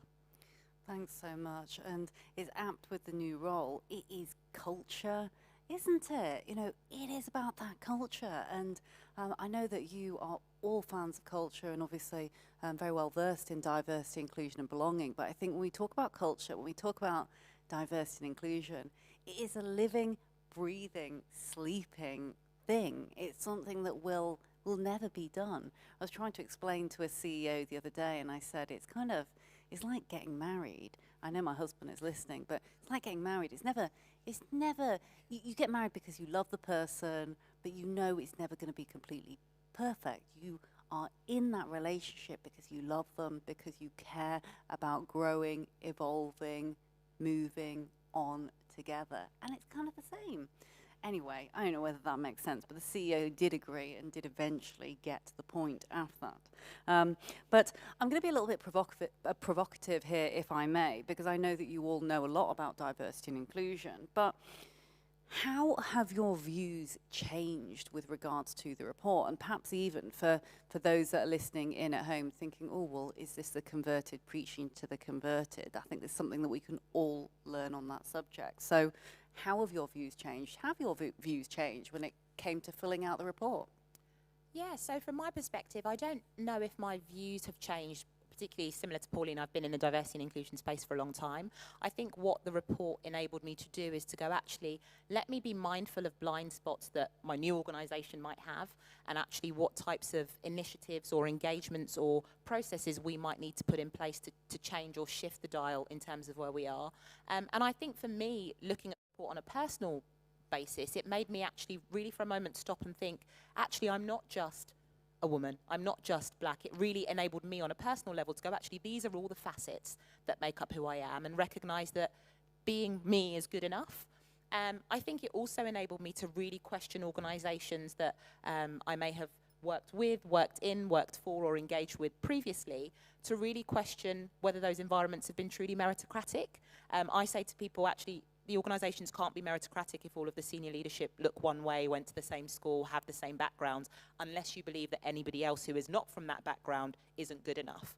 And so it's probably the first time where I've been quite vocal in terms of saying it cannot be meritocratic if leadership teams all look the same. It cannot be meritocratic if everybody went to the same school. And I've been quite open and public and honest about that in a way that I probably wasn't before the review. And so that's been quite a change and a shift for me. Mm-hmm. I love that. It's put it, and I love it when leaders put their heads above the parapet. And I know, you know, as we all are diverse individuals, putting your head above the parapet is not easy.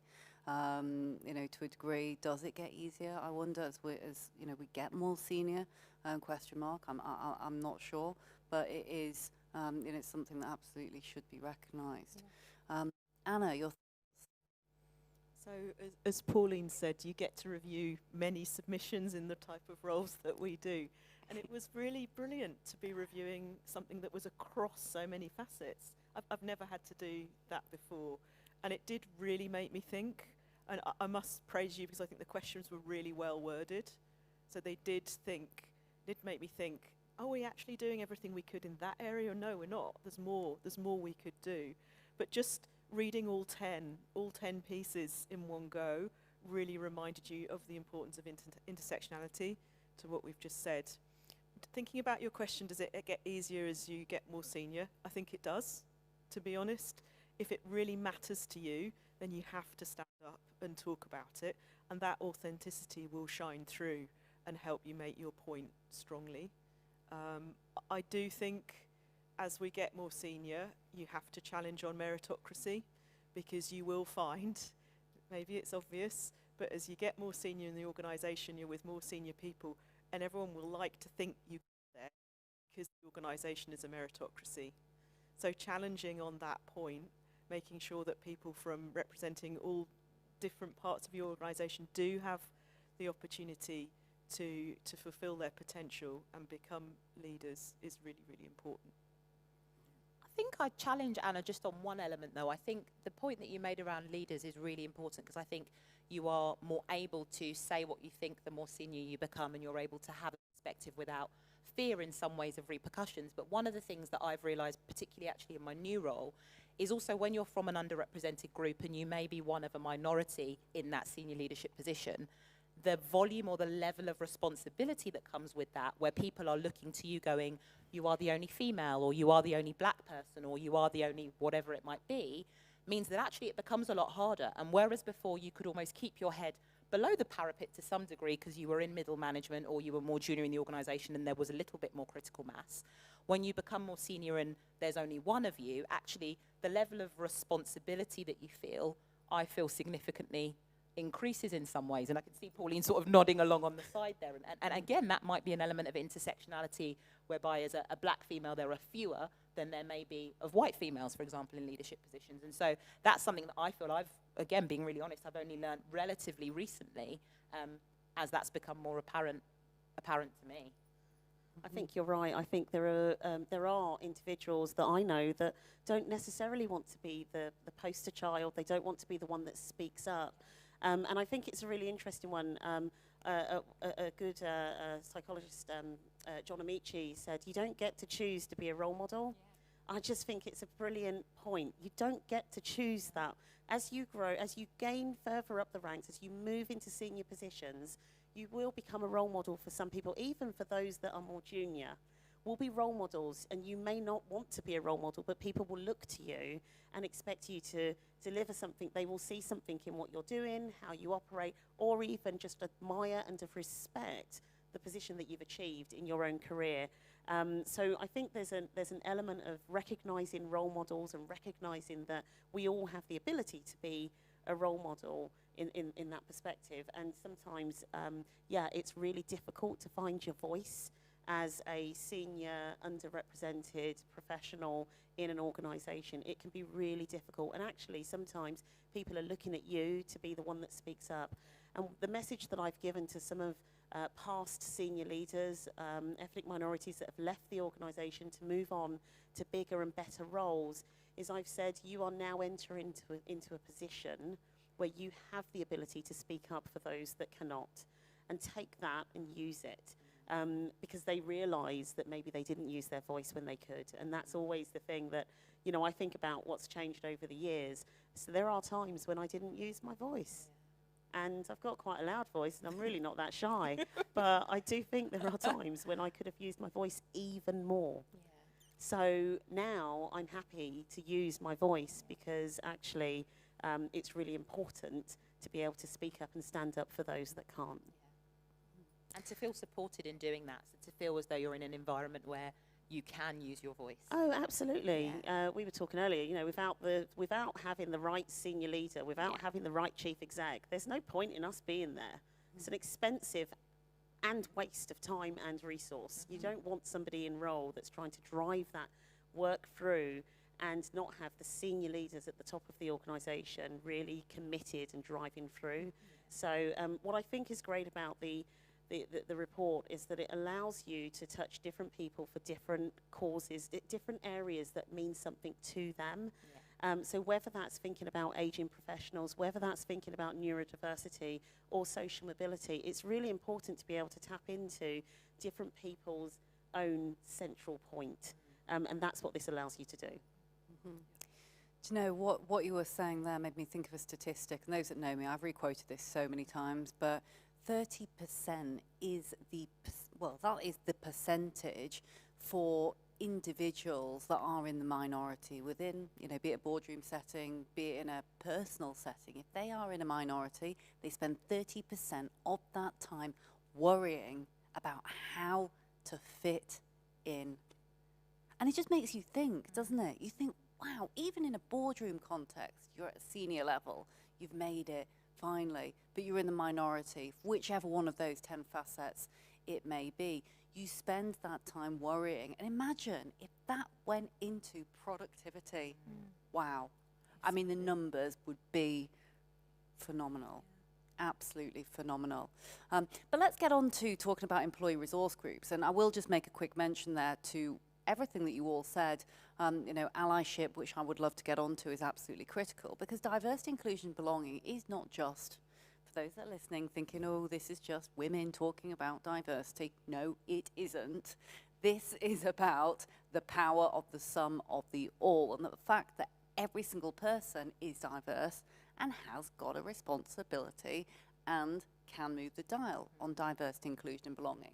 Now, obviously, an important part of those are employee resource groups, and I know that you all spearhead many of those. I wonder whether we could spend a brief piece of time just talking about how these are a crucial area of the diversity, inclusion, belonging toolkit.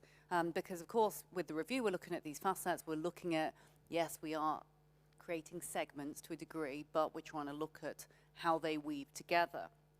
Are there any stories that you can share, albeit you're all new into your new roles, but stories that you can share, whether past or present, about the power of these employee resource groups, which ultimately show the power of many is collectively more important than the individual? Yeah, so the power of employee resource groups, I think, is huge. So employee resource groups can really help to shape and define a strategy. Again, over the course of my career, I've been in organisations where employee resource groups have been the voice on the ground, whereby when you're sitting in a function, you may not be hearing that on a day-to-day basis, and they've come and they've said, look, we've got this idea on something that can drive change as it relates to culture within the organisation. Can we run a pilot initiative, and can we then drive that more broadly?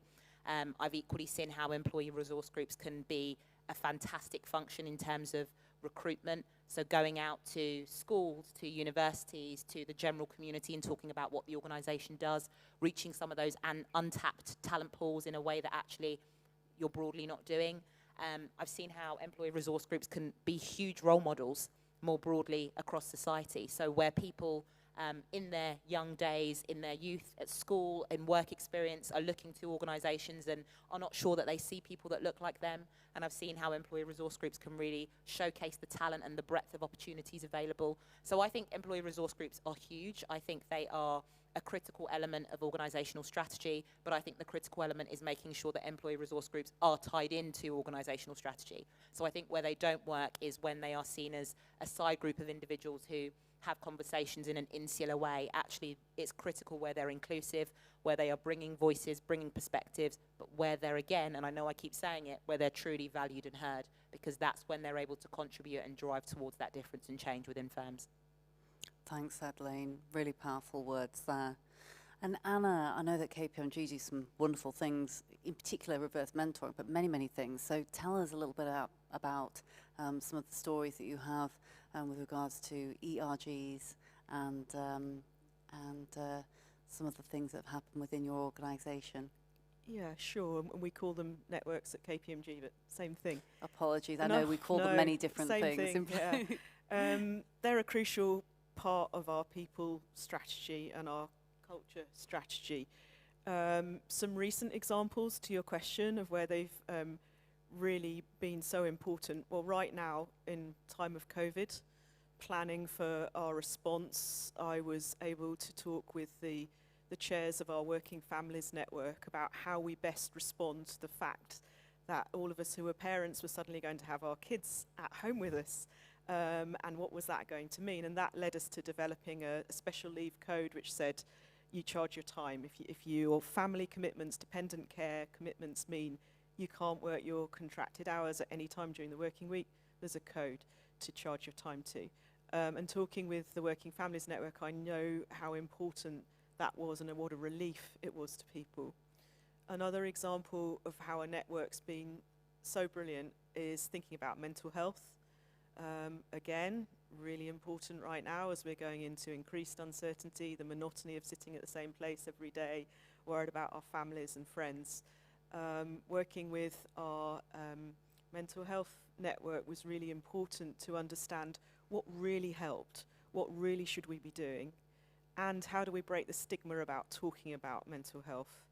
For many people in my organisation, they're used to feeling in complete control. We pay people who like to feel in control. And now we don't all feel in control, and talking about that is really important.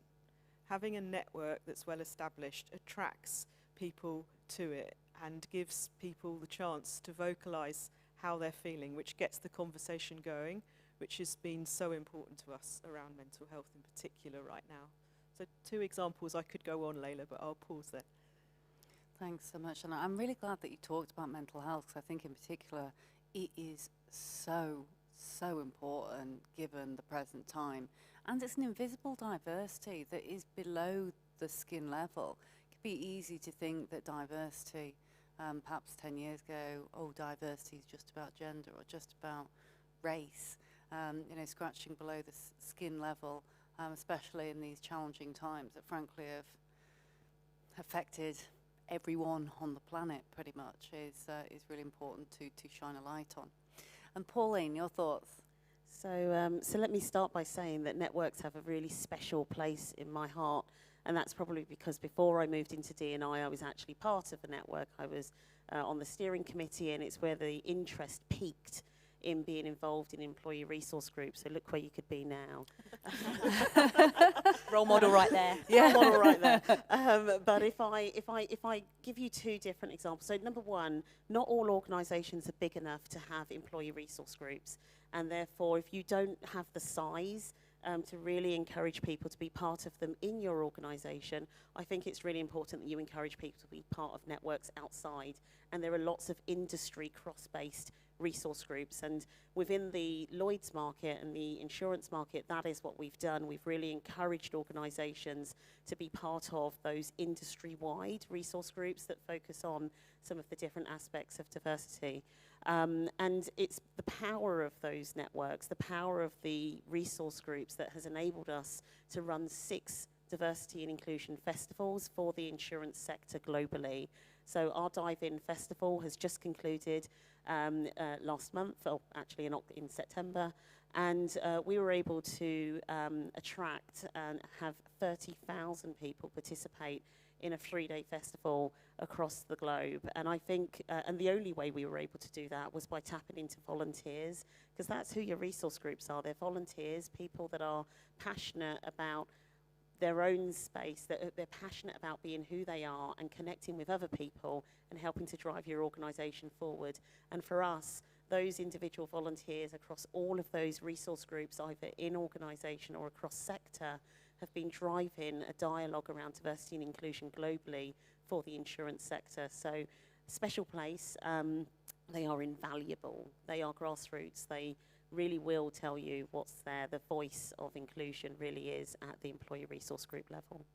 I love that point around working outside your organisation as well. I think that's really important, because networks, employee resource groups, they give you a sense of belonging within your organisation, but sometimes you need to feel that outside too, don't you? Absolutely. Yeah, it's a really important point, and one of the things we've been focusing in the accountancy world is, after Black Lives Matter, having a black talent network across the big 6, and that's going to be really exciting. It's just what you need. Thanks. Huge source of support as well, to Anna's point around, actually there are some challenges that you might face, or some experiences that you might face, both inside or outside your organisation, where maybe you don't know who to go to, or you don't know who to connect with. And actually, if I think about my time actually both as a D&I practitioner, but also more broadly, often my employee networks, or the people I'm connected to via those employee networks, have been my source of support, where I say I'm really struggling with this, or I don't know what to do about that, and they will give advice based on their perspective. But actually, it's a place where I feel I'm understood. Again, I keep banging on back about being understood and being valued, but it's a place where I feel that voice and perspective is understood. But it is absolutely true, and I think it's good that we are all saying a lot of the similar things, because it reinforces the thoughts and the power of these networks, and not just employee networks as well, but external networks. The power of peer-to-peer learning, sharing, transferable methodologies, absolutely critical, and it is proven the fastest way to move the dial, and so we must learn and share with each other, from each other. And I'll just add, you know, as critical as they are, what makes them really powerful is the connection with leaders. Yeah. So you cannot give the work to the employee resource groups and ask them to go fix it. It doesn't work like that. It's got to be an entire system of leadership, managers, and your resource groups working to move the dial together. So before we move on to our last question, I will just say thank you again for all of you being part of this. And for those that haven't taken part yet in the survey, let these leaders here be testament of why you absolutely should. The amount of times the team and I had, oh, but we're not ready to share our diversity, inclusion and belonging story. And for anyone that's thinking, oh, but they've all done so much stuff already. Yes, they have, and they should be commended for that.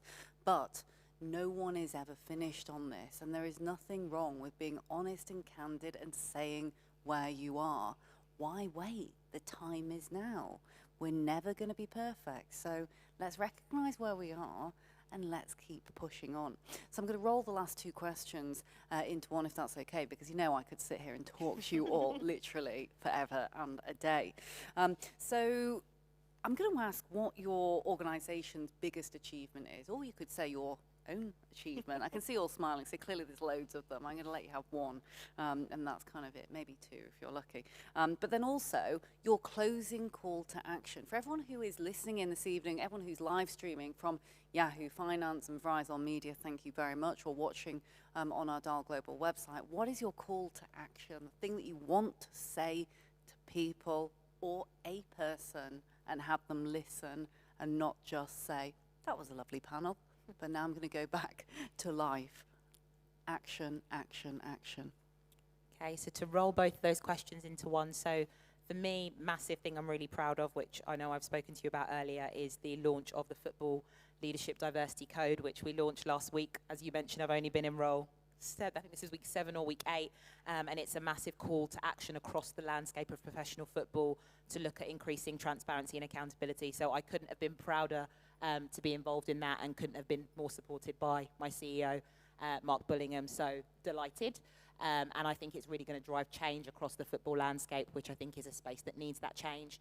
And in terms of my call to action, I think it would be, number 1, remember that being you is always good enough. Number 2, remember that actually it is about all of us, so we all have collective responsibility for driving forward change in this space. It's not just about individuals from underrepresented groups. Allies have a huge role to play as well. And number 3, recognise that organisational cultures exist because of individuals. And so again, each and every one of the individuals watching this, each and every one of the leaders have the chance and the opportunity to drive that change forward by taking some personal accountability and deciding when they wake up tomorrow, what am I going to do differently? Anna. So I think the thing I'd talk about in terms of achievement is we love data at KPMG. Ben mentioned the power of data earlier, and I think that's absolutely right. So for us, what's helped us drive change on our journey, and it is a journey, we're certainly not there yet, has been setting ourselves targets for representation publicly declaring that, sharing our pay gap, gender, ethnicity before we had to. Saying that publicly is one thing, but then talking about it within our organisation, breaking it down within our organisation to divisional level. So there's clear accountability. And with clear accountability comes explaining your data and then explaining what you're going to do about it, which does lead to a more inclusive leadership conversation and helps you move towards equality of opportunity. So talking about data, not just us in HR, but making sure your business leaders are talking about data and explaining their data is really crucial. In terms of a message to take forward, there's so much going on in our world right now. You have to keep this conversation high up on the leadership agenda. Make sure it's not the thing that's always just missed off, always last on the agenda, so it's a 2-minute conversation, not the 30-minute conversation at the start of a meeting. So that for me is the key thing for all of us, wherever we are in an organisation, to be the one saying, let's talk about this. Let's make sure it is on the board agenda, it is on the executive board agenda. So I think I'd say the progress that we've made in the insurance sector over the last 5 or 6 years is one that I can be proud of. When I joined, there were very few D&I managers and none in the Lloyd's market. So I think we've made horrendous strides, given that many firms have been on this journey for 10, 20 years. So I think it's a real positive that we've made some strides. Dive In is one of our flagship activities that really engages people globally, and I can't be more proud of that and the team that put it together. I think the thing I would say going forward, and I'll tie that into the sort of thing for leaders to do, this year has been a journey of culture change for us, and we launched last month our culture toolkit, and I would encourage people to consider, what does your culture look like? Not just inclusive culture, that's so easy to just, it's a quick term, oh, create an inclusive culture. What does your culture, your organisational culture really look like that allows diversity and inclusion to flourish? And as a leader, I would encourage you to walk away from this event and reflect on it, find your grounding point, but also share it with your team or with your peers. Because if you're not able to talk about it, then you're probably going to go away and come back in a year's time. So that's what I'd say. Thank you so much. Normally I'd do a summary, but there were so many pearls of wisdom in that, I don't even know where to start. So what I will say is thank you so much for joining me on this panel this evening. It's great to hear all of the stories that you have shared, both personally and professionally. To everyone at home, I hope this has been a real call to action for you. The time for equality is now. It's not tomorrow. It's not the day after. It is right now. Even in the pandemic, diversity, inclusion and belonging, it means something to every single person. So thank you to our fantastic panellists, and we're coming towards the end of our evening. We've still got one of the most exciting bits to come up. So first I'm going to give a very warm welcome to Bianca Searle from the Odeon Cinema events team. Bianca and Susie have been absolutely fantastic.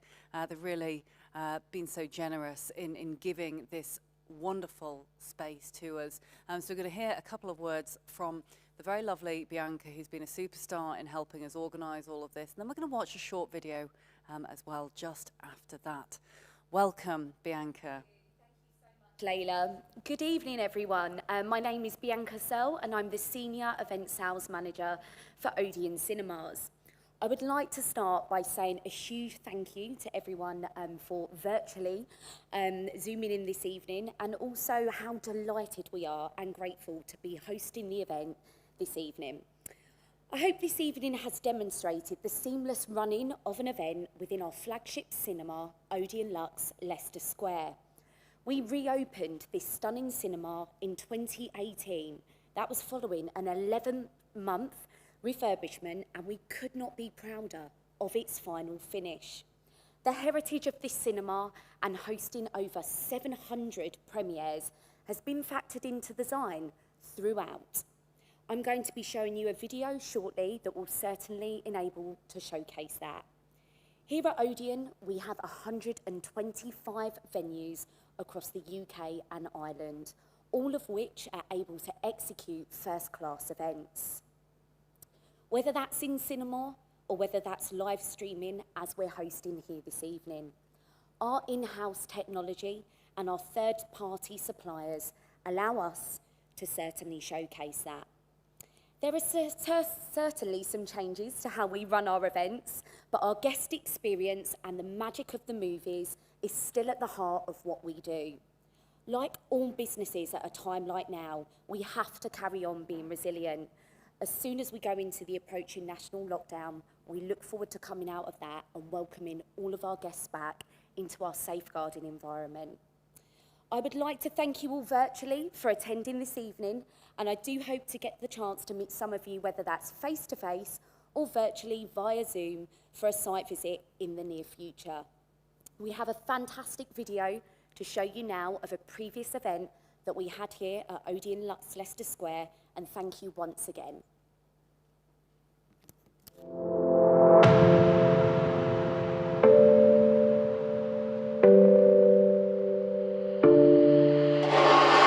To bring your corporate event to Odeon Luxe Leicester Square, you're going to find so many elements that you can't find anywhere else. First of all, it's a unique, iconic venue, so it's exciting for your delegates to come along and have their event with us. In our auditorium, you've got the very best Dolby sound and vision, and your guests will be totally immersed in the message that you're delivering to them whilst they sit in luxury comfort in our reclining seats.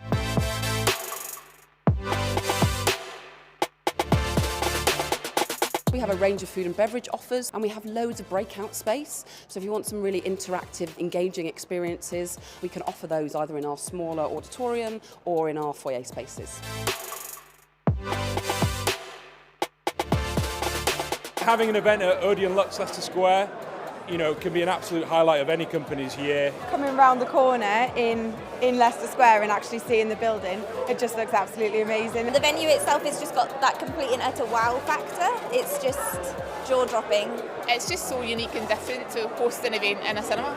Everybody loves film, the excitement and the glamour of film, and that's what makes it really iconic. People have seen, you know, on television, on the internet, coverage of red carpet premieres. So to kind of walk that red carpet yourself to your own event just makes it extra special.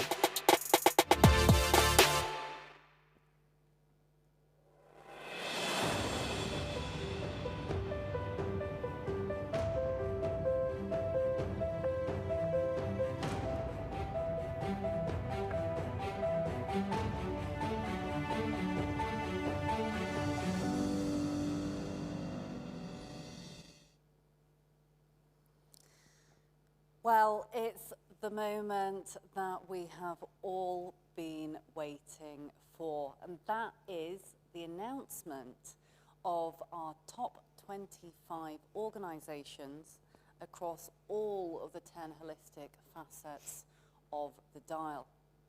To announce in lovely gold envelopes the top 25, we're going to be hearing from Susie Welsh, who is the Chief People Officer of Odeon, has been an incredible support for this evening. Is also on the review committee for the McKenzie Delis Packer Review and advisory board member for Dial Global, and Rebecca Halliday, who is our community engagement manager here at Dial. And Bex, you and Jodie have been superstars tonight. So over to you both.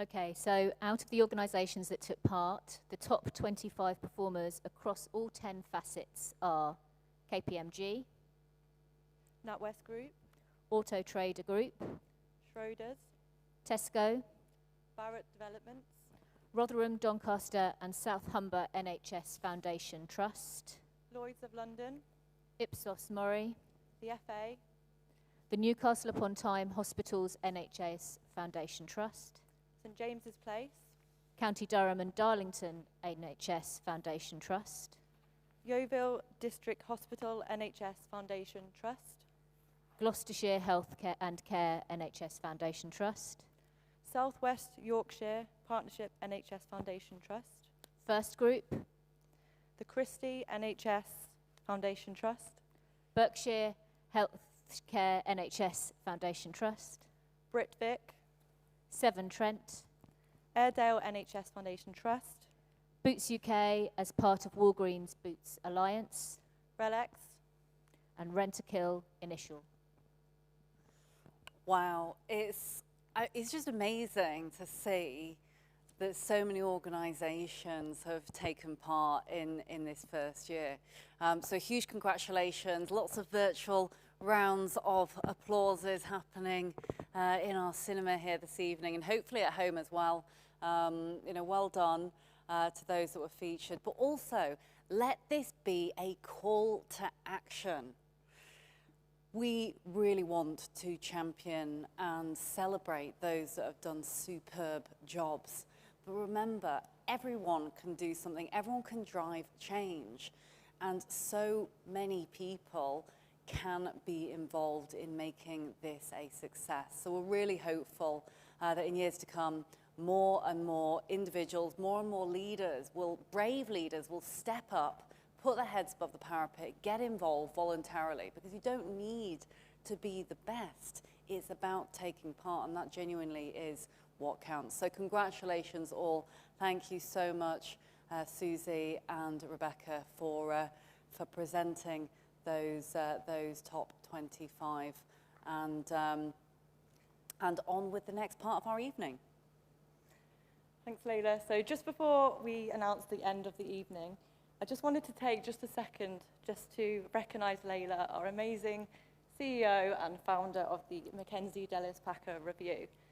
The resilience and determination that you've shown across this year to make this happen has been inspirational, and seeing it finally all come together is just amazing. I'm so glad that we're on the journey together. So we just got you a little something just to say a huge congratulations and thank you for being such an amazing leader and for paving the way for years to come. This wasn't in the script.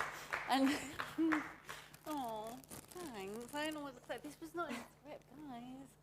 Thank you. Thank you so much. Honestly, I actually love my team. I'm not going to start crying in front of everyone here. But literally, you are all so incredibly amazing. I've now forgotten what the next part of the evening actually is. But I'm pretty sure that we're going to be inviting everyone who is here, socially distanced, of course, onto the stage just to give more gifts. It's an evening of gifts and giving tonight, which is phenomenal. So thank you all very much. We're going to watch a short transition now before welcoming everyone up to the stage, so we can say a very big thank you indeed. At Verizon Media, no matter what you want, you can find it. You can pitch an idea. People working together, being a lot more collaborative. Whatever I'm really passionate about. We have an opportunity to tell stories in a new way. Thank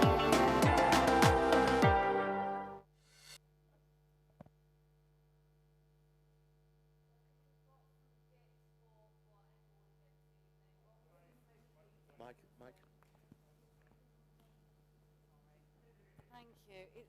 It's the flowers and the champagne that threw me off. I completely forgot. But thank you, everyone. We're all socially distancing here on the stage, and we've got a couple of thank you gifts for those that have been involved. I know that Becky, Jodie, all of our team that are watching at home as well. Thank you, thank you, thank you. A million thank yous to all of you. You've just been absolutely fantastic. So final thanks for this evening. Again, Ipsos Mori, Ben and the team at Ipsos, you've been absolutely superb. The team at Dial, thank you. Honestly, I know that you did a late night last night. You've been absolutely fantastic. To our panelists, to those who have been in the film this evening, to EY for sponsoring as well the report, to Upreach, the charity, absolutely phenomenal. To Brand Advance as well, to doing the film and making this possible.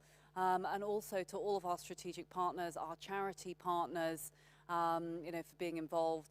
Verizon Media, Yahoo Finance, you guys are amazing. Thank you so much for broadcasting this live, for streaming across the board for us and to the wider world. We're so grateful, and we just can't wait for years to come. Please get involved. Tune in again. Visit us at www.dalglobal.org/review. You can write to us as well at review@dalglobal.org. Last but not least, all around you can see some very handsome chaps in shoot business outfits. They've held the evening together. They've been behind the scenes, beavering away. They've come down from the north. They've been phenomenal. Thank you so much. Guys, we definitely would love to work with you again. Again, so grateful, and thank you again to the Odeon, and we'll see you very soon.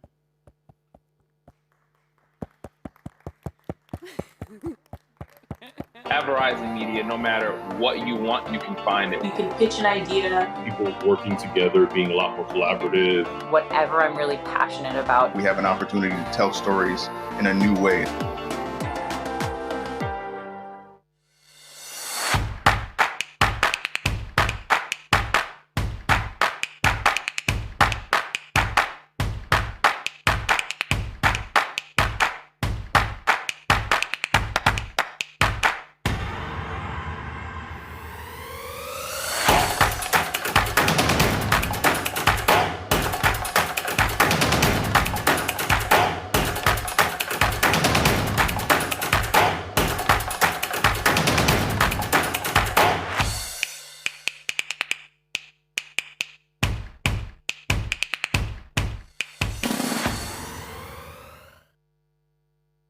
Welcome to a world you didn't know existed, where millions travel daily to do what they love,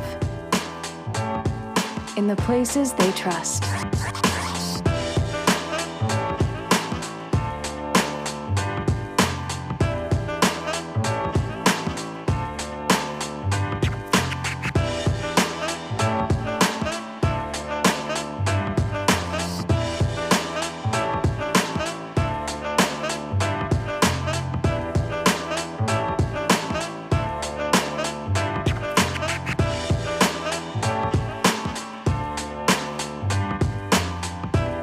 Connect with audiences in captivating ways. We are Verizon Media.